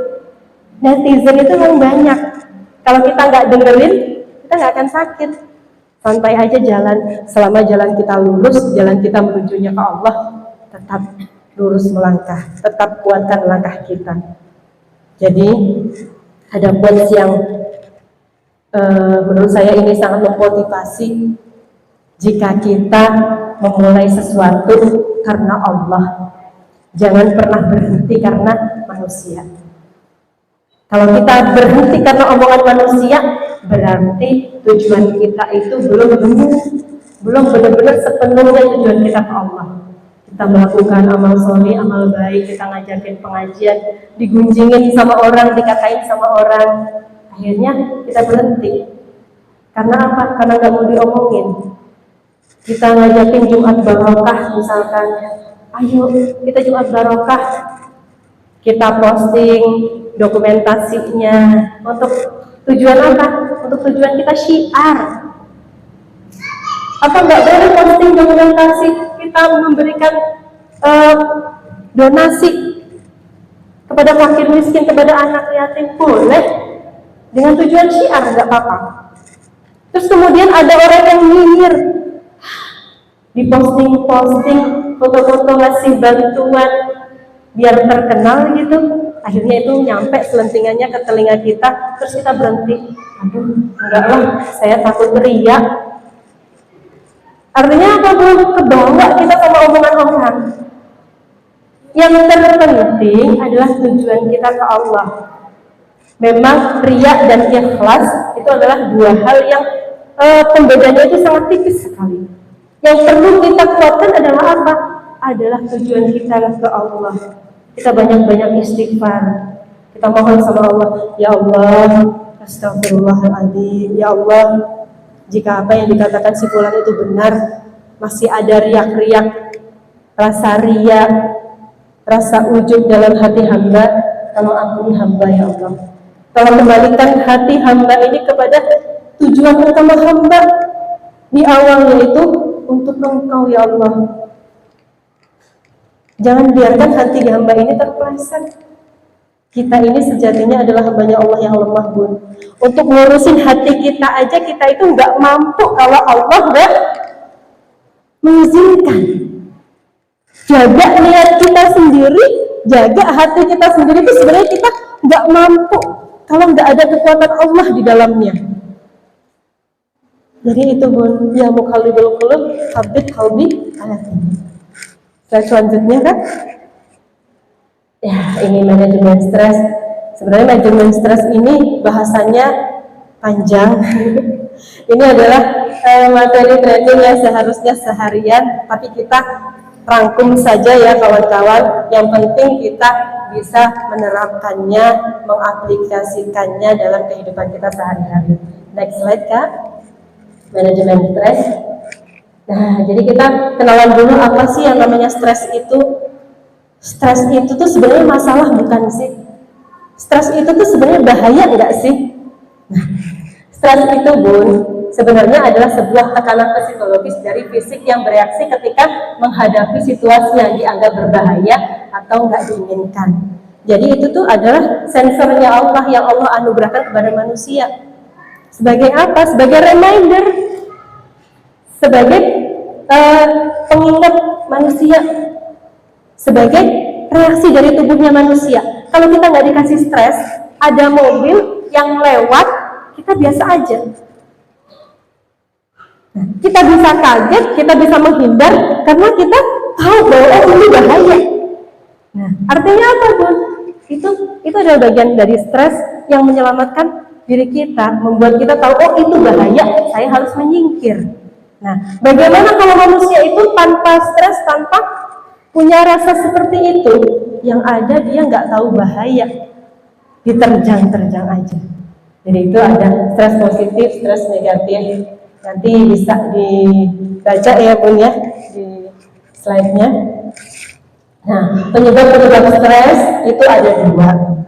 Yang pertama, faktor eksternal yang disebabkan oleh kejadian atau situasi di luar dirinya. Jadi penyebabnya itu di luar. Kemudian faktor internal. Nah, ini yang sering terjadi. Sering menimpa kita para wanita. Karena ini emang project besarnya setan untuk bikin kita itu menjadi down, untuk menjadi lemah, untuk menjadi putus asa. Karena kalau wanita sudah putus asa, wanita sudah down, sudah diberikan rasa lelah, setelah lelah dicabut rasa syukurnya, setelah dicabut rasa syukurnya, dicabut rasa welas asiknya, akhirnya apa? Kita jadi seorang ibu yang galak. Bukan jadi seorang ibu peri, tapi kadang-kadang bisa jadi seperti ibu monster. Yang kalau anak bikin kesalahan sedikit aja, kita marahnya bisa naik sampai 7 oktav. Nah itu. Selanjutnya penyebab stres. Nah ini ada ya Kak ya, hampir sama dengan yang tadi tapi lebih dijabarkan. Jadi berada di bawah tekanan, menghadapi perubahan besar kita nggak siap, menghadapi takdir kita nggak siap, akhirnya timbul stres. Stres yang tidak dikelola, stres yang tidak diregulasi bisa mengakibatkan depresi. Kemudian menghadapi rasa khawatir, tidak memiliki banyak atau kendali dari segala sesuatu, segala situasi, tanggung jawab yang dianggap terlalu berat, terlalu besar, kemudian dihadapkan dengan ketidakpastian. Mohon izin bercerita sedikit. Ada sebuah case, ada sebuah klien yang datang ke kami. Beliau menghadapi situasi yang beliau ini sudah dalam titik yang putus asa, pengen bunuh diri, merasa menjadi ibu yang gagal, sering melakukan kekerasan kepada anak. Setelah itu nangis sendiri di kamar. Setelah itu menyesal, kenapa tadi saya pukul anak saya, kenapa saya kunciin di kamar mandi, kenapa saya tadi banting dia. Nah seperti itu. Akhirnya apa? Rasa bersalah pada diri sendiri itu menyebabkan merasa putus asa, merasa depresi, merasa menjadi ibu yang tidak berguna, merasa menjadi ibu yang gagal. Akhirnya timbul perasaan kadang-kadang itu saya pengen bunuh diri, buat merasa nggak berguna, rasa gagal. Insya Allah, satu hal ya Bun yang harus kita tanamkan dalam diri kita, Allah Subhanahu wa Ta'ala itu memberikan sesuatu sesuai dengan kemampuan kita. Kalau menurut Allah kita itu ibu yang gagal, kita nggak akan dikasih anak sama Allah. Jadi nggak ada namanya seorang ibu itu yang gagal, nggak ada. Karena Allah saja sudah percaya, Allah sudah karuniakan anak, Allah sudah kasih anak ke kita. Artinya Allah sudah meyakini bahwa kita itu mampu untuk dikasih amanah. Tinggal kita yang belajar terus. Allah sudah kasih kepercayaan, Allah sudah kasih kemampuan. Setiap ibu Allah kasih kemampuan yang sama, melahirkan, menyusui, membesarkan. Tinggal kita yang perlu belajar. Jadi jika kita selama ini pernah nyakitin hati anak-anak kita, nanti setelah dari sini peluk ya Bun, peluk putra putri kita minta maaf, maafin ya nak. Bunda itu sebenarnya nggak bermaksud kasar kepadamu. Bunda itu sebenarnya sedang lelah saja, masih lelah.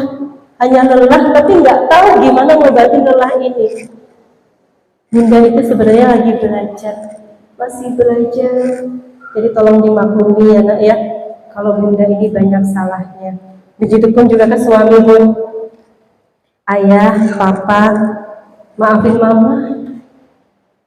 Selama ini mungkin mama banyak kurangnya, banyak salahnya. Lisan mama sering menyakitkan, sering cerewet dan lain sebagainya. Mama itu sebenarnya hanya lelah. Kita ngaku aja Bun, kita tuh sebenarnya lagi lelah aja. Lelah dengan lintasan-lintasan pikiran kita sendiri yang kita nggak tahu gimana cara meregulasinya. maafin ya Pak, tolong ikhlaskan, karena mama nggak akan dapet surga kalau ayah nggak ridho. Mama nggak akan bisa masuk surganya Allah kalau ayah nggak ridho. Itu ya Bu. Baik, selanjutnya kan kita cepat saja.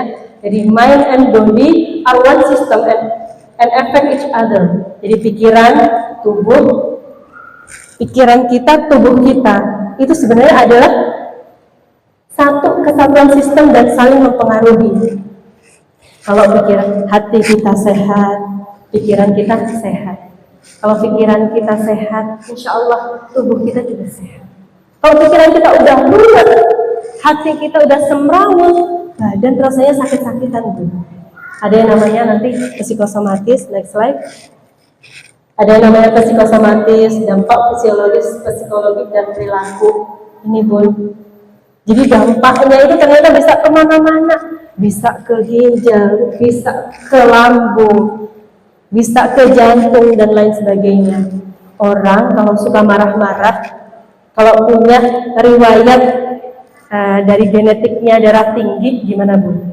Makin tinggi, makin sesak nafas, makin buruk keadaan fisiknya. Jadi itu. Next slide ya. Strategi mengelola stres. Jadi ini yang pertama, kita hilangkan stresor.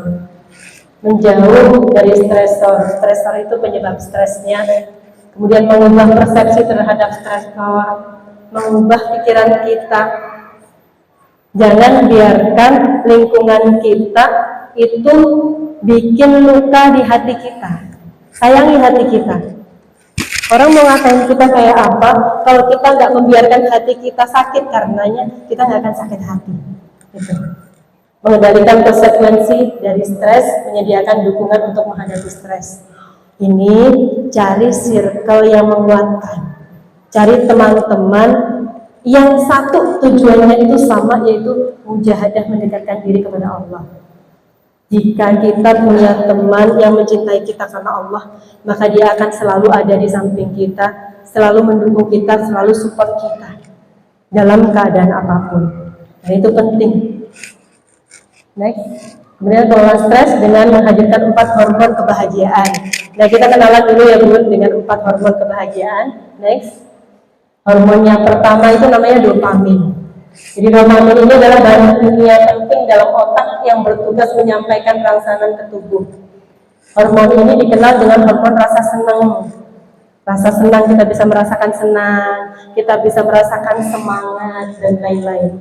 Hormon ini dikaitkan dengan memberikan kesenangan dalam fungsi sistem motorik.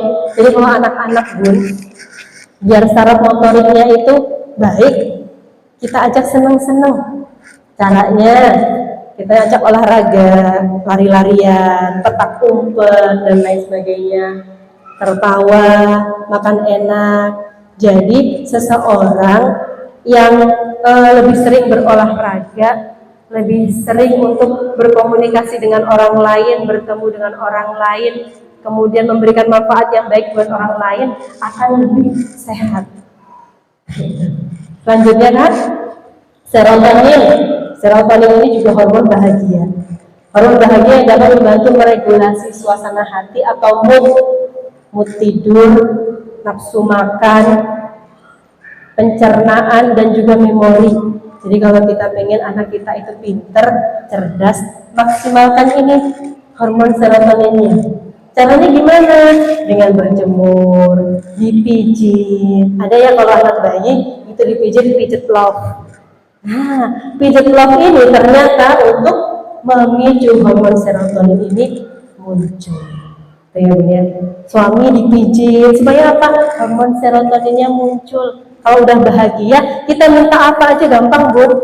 Minta beliin HP, ya HP udah jelek, pengen HP baru, boleh. Besok ya kalau udah gajian.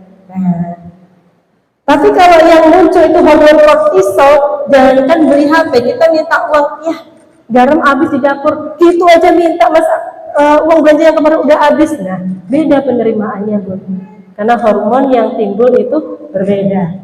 Nah, kemudian oksitosin itu adalah salah satu hormon dalam tubuh yang dikenal dengan hormon cinta. Nah, ini berkaitan dengan kelahiran, menyusui, ya. Kita kalau lagi menyusui, kita itu lagi mengeluarkan hormon oksitosin. Hormon oksitosin ini memberikan rasa damai, memberikan rasa dicintai dan sebagainya. Jadi ikatan yang kuat antara orang tua dan anak. Jadi sering-sering peluk anak, Bun. Anak yang sering dipeluk itu relatif lebih cerdas dari anak yang jarang dipeluk. Kemudian endorfin. Endorfin ini luar biasa. Jadi Allah Subhanahu wa taala ini sebenarnya memberikan paracetamol alami dalam tubuh kita. Ini namanya hormon endorfin, hormon pereda nyeri. Jadi Masya Allah, Allah itu maha kuasa, maha besar kuasanya menciptakan tubuh kita itu bisa memproduksi hormon ini, memproduksi pereda nyeri sendiri dalam tubuh kita. Jadi itu nanti bisa digunakan untuk mengobati, untuk terapi-terapi beberapa penyakit saraf kejepit, misalkan itu sangat sakit sekali, Bu. Tapi kita bisa meredakannya sendiri. Ketika painkiller itu sudah nggak berfungsi, udah nggak bisa menghilangkan rasa sakit itu, kita kembalikan lagi ke Allah. Ya Rob, Engkau yang memberikan sakit ini. Engkau berikan sakit ini, Engkau yang akan memberikan obatnya. Wahai tubuhku, terima kasih selama ini Engkau sudah kuat. Dielus, Bun, ciptakan hormon ini. Jadi kita membimbing tubuh kita untuk bisa merasakan rileks. Misalkan yang sakit punggung, ya Rob, alhamdulillah ala kulli hal, Engkau hadirkan rasa sakit ini ya Rob, untuk hamba bisa menjadi hamba yang kembali kepadamu. Selama ini mungkin hamba jarang sujudnya, hamba jarang bermujahadah, bermunajat kepadamu, terlalu sibuk sama dunia. Hari ini Engkau berikan sakit ya Rob, terima kasih, karena dengan sakit ini Engkau mengingatkan hamba. Wahai rasa sakit dalam tubuhku, bantu, tolong bantu aku untuk bisa sembuh. Kita kasih pemicu sendiri supaya hormon ini bisa hadir. Jadi hormon endorfin ini juga kalau kita mau melahirkan dengan metode hypnobirthing, melahirkan dengan gentle birth yang tanpa induksi, tanpa suntikan untuk pereda nyeri dan lain-lain, yang dimaksimalkan adalah ini hormon endorfinnya. Dan Masya Allah, saya berterima kasih kepada salah seorang sahabat saya yang beliau adalah seorang tenaga medis yang memperkenalkan ini tentang hipnoterapi, bagaimana kita bisa meminimalisir rasa sakit itu. Jadi alhamdulillah ketika melahirkan putra saya yang kedua, itu lahirnya normal, tanpa induksi, tanpa suntikan dan lain-lain. Setengah jam masuk ruang bersalin dia lahir, dan lahirnya itu wajahnya gembira. Berbeda dengan yang pertama, karena yang pertama itu banyak dramanya. Pada saat kelahiran sudah diinduksi, disuntik dan lain sebagainya, banyak sekali dramanya. Dan Masya Allah, lahir dengan bahagia itu ternyata sangat mempengaruhi emosinya, sangat mempengaruhi sifat-sifatnya. Jadi yang pertama sama yang kedua itu jauh berbeda. Yang pertama lebih introvert, yang kedua ini sangat ceria. Bahkan kadang-kadang cerianya itu sangat berlebihan. Jadi itu pun ternyata maha besarnya Allah dalam tubuh kita itu Allah ciptakan hormon ini. Kelenjar pituitari dalam tubuh kita bisa melahirkan hormon ini, hormon endorfin. So waktunya habis, alhamdulillah. Mungkin next selanjutnya kan. Nah, ini tentang masuknya informasi ke subconscious mind. Jadi dalam otak kita itu ada yang namanya pikiran sadar, pikiran tidak sadar. Nah, dalam terapi untuk trauma ini kita menggunakan pikiran yang alam bawah sadar kita. Mungkin lain kali kita akan bahas tentang ini. Nah, ini tentang pikiran sadar kita itu sebenarnya mempengaruhinya hanya 12%. 88%-nya itu kita dipengaruhi oleh pikiran bawah sadar.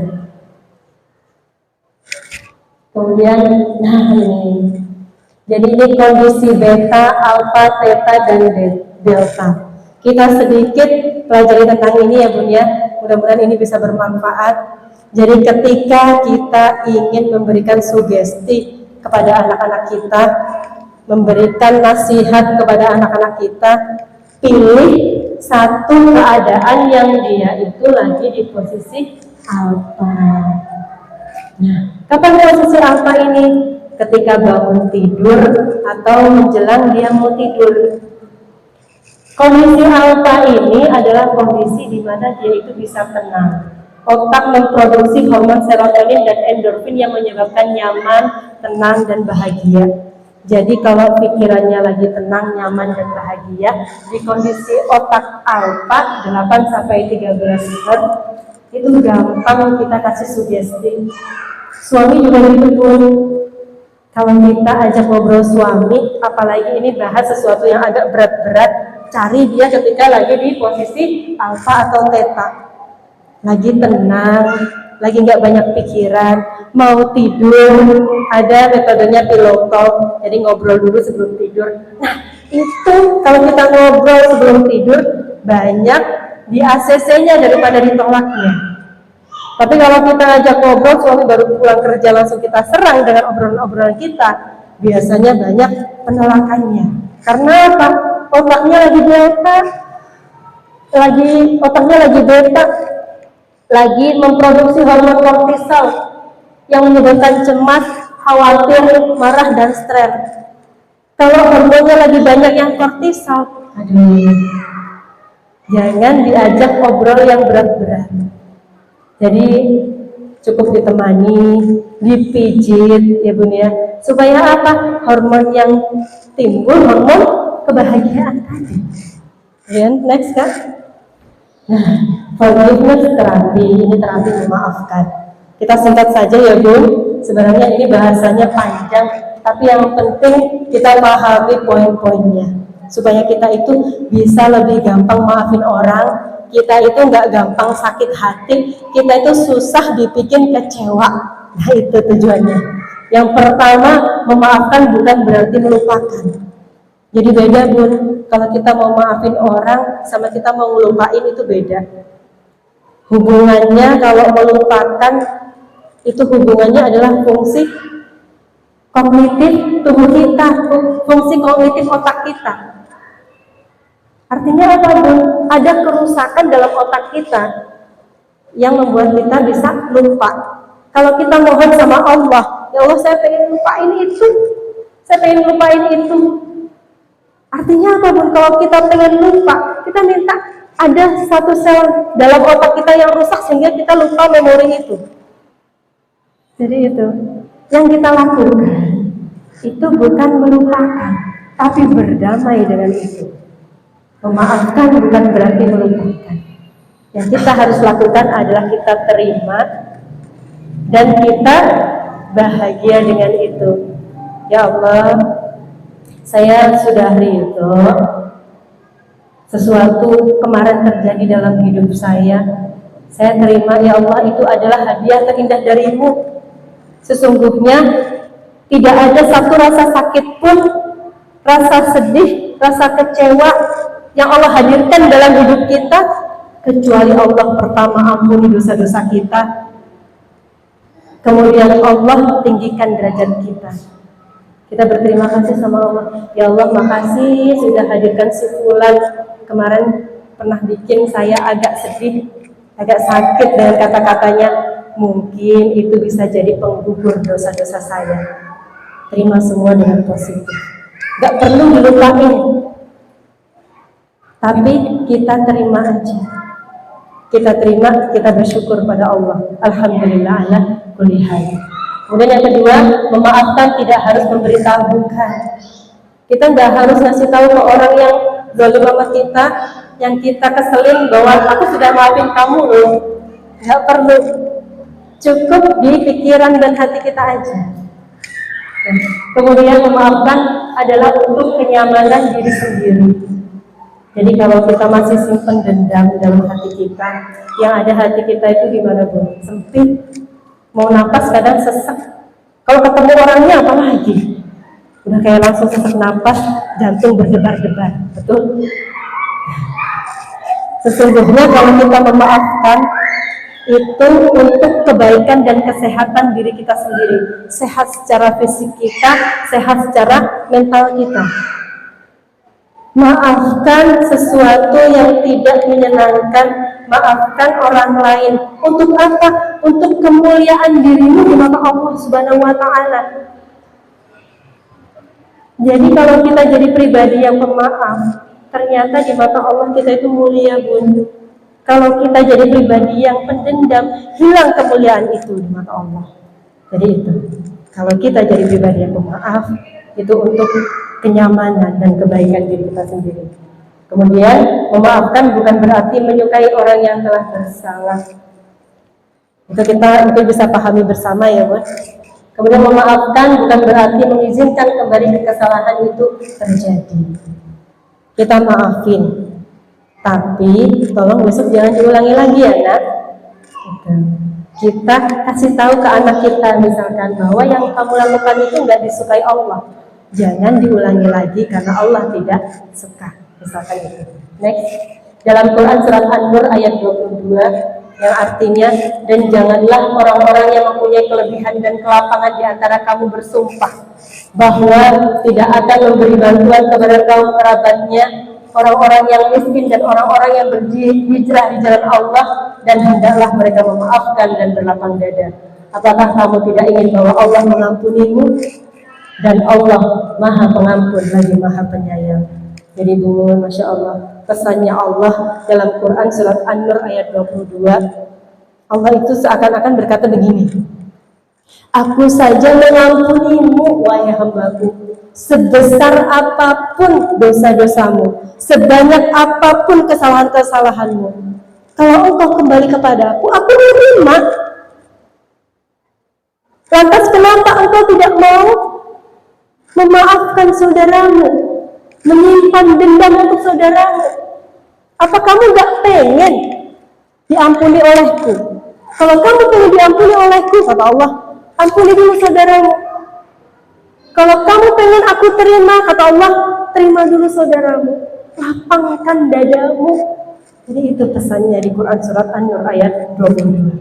Next. Nah, aspek memaafkan. Ini yang pertama, tidak ada lagi keinginan untuk balas dendam. Jadi ini yang kita harus hati-hati ya Bu ya.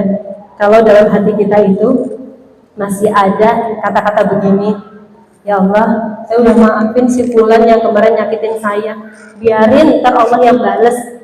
Nah, hati-hati dengan kalimat terakhirnya. Kalau dalam hati kita, dah saya mah diam aja, biarinlah ntar Allah yang balas. Hati-hati, ini ada indikasi kita masih menyimpan dendam. Yang namanya ridho, kita itu tidak lagi menginginkan balas dendam, nggak lagi pengen Allah balas keburukannya. Rubah doa kita, Bun. Apakah kita nggak boleh mendoakan sesuatu yang buruk untuk orang yang menyakiti kita? Pertanyaannya seperti ini sekarang. Keuntungan buat kita mendoakan keburukan buat dia apa? Keuntungannya buat kita apa? Bisa jadi itu jadi kebocoran energinya kita yang seharusnya kita bisa gunakan untuk mendekatkan diri kita kepada Allah, kita gunakan untuk mendoakan kejelekannya dia. Bukankah kalau kita berdoa sesuatu yang buruk untuk saudara kita didoakan kembali oleh malaikat? Nah ini, kita lihat keuntungannya apa? Kita mendendam? Gak ada. Kalau gitu, supaya kita beruntung, kita ambil kebaikan dengan cara apa? Memaafkan. Ridho, ikhlas. Kemudian tidak ada lagi pengen menghindar, jaga jarak. Nah kadang-kadang kita bilang Saya memaafkan si fulan, tapi saya nggak mau lah ketemu dulu. Saya nggak mau ketemu dia, menghindari, nggak pengen silaturahim. Nah, ini tandanya kita belum berhasil untuk memaafkan.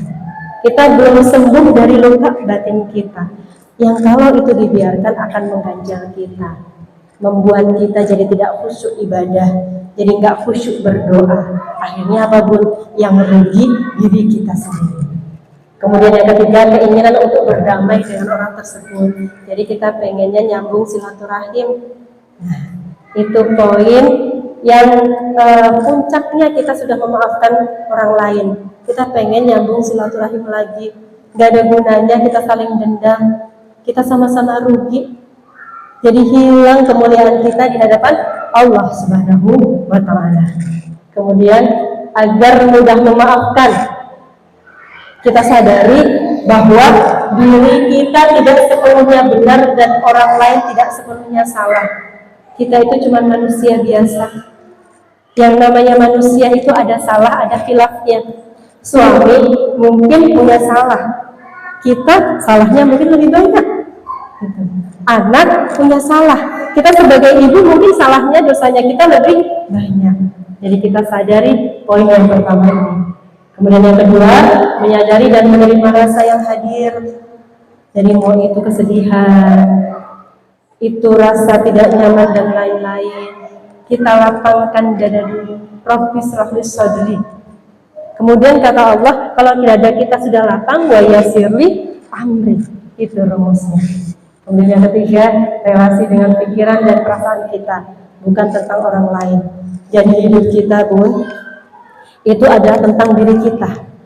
Kita tidak dimintai pertanggungjawaban atas perbuatan orang lain terhadap diri kita.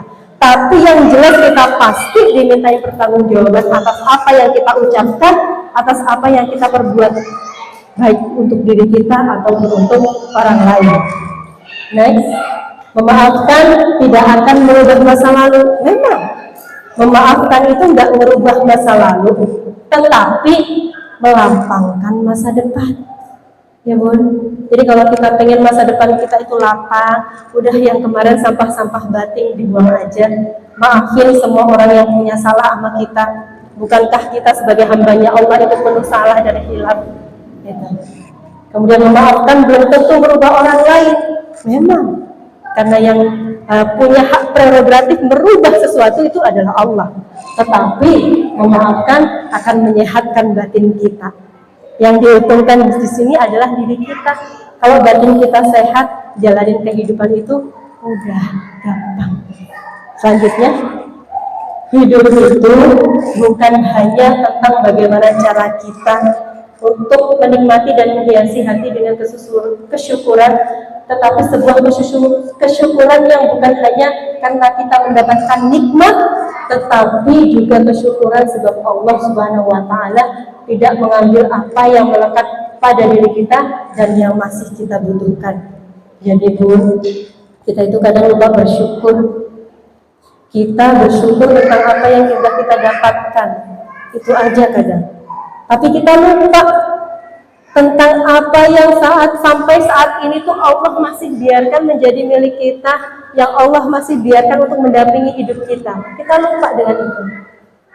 Kita lupa atas rasa syukur kesehatan kita sampai saat ini kita masih bisa berjalan dan lain sebagainya.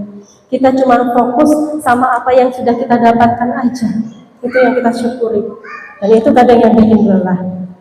Kalau kita sudah menempatkan diri kita bisa menjadi pribadi yang bersyukur atas apa yang sudah Allah berikan, atas apa yang sudah Allah kasih, dan atas apa yang sampai sedetik ini tidak Allah ambil, insya Allah kita akan jadi bahagia. Dan kesuksesan itu bukan semata-mata tentang apa yang sudah kita dapatkan, tetapi tentang bagaimana kita bisa memberi dengan rahmat Tuhan itu. Jadi mungkin itu saja sedikit dari saya. Kurang lebihnya saya mohon maaf yang sebesar-besarnya. Ilmu itu datangnya dari Allah. Allah lah yang maha pemilik ilmu. Semoga yang kita dapatkan hari ini bisa meningkatkan mujahadah kita, untuk bisa semakin mencintai Allah, menjadi hamba Allah yang bertakwa dan menjadi hamba Allah yang dicintai. Mungkin itu saja saya akhiri. Wabillahi taufiq wal hidayah. Wassalamualaikum warahmatullahi wabarakatuh.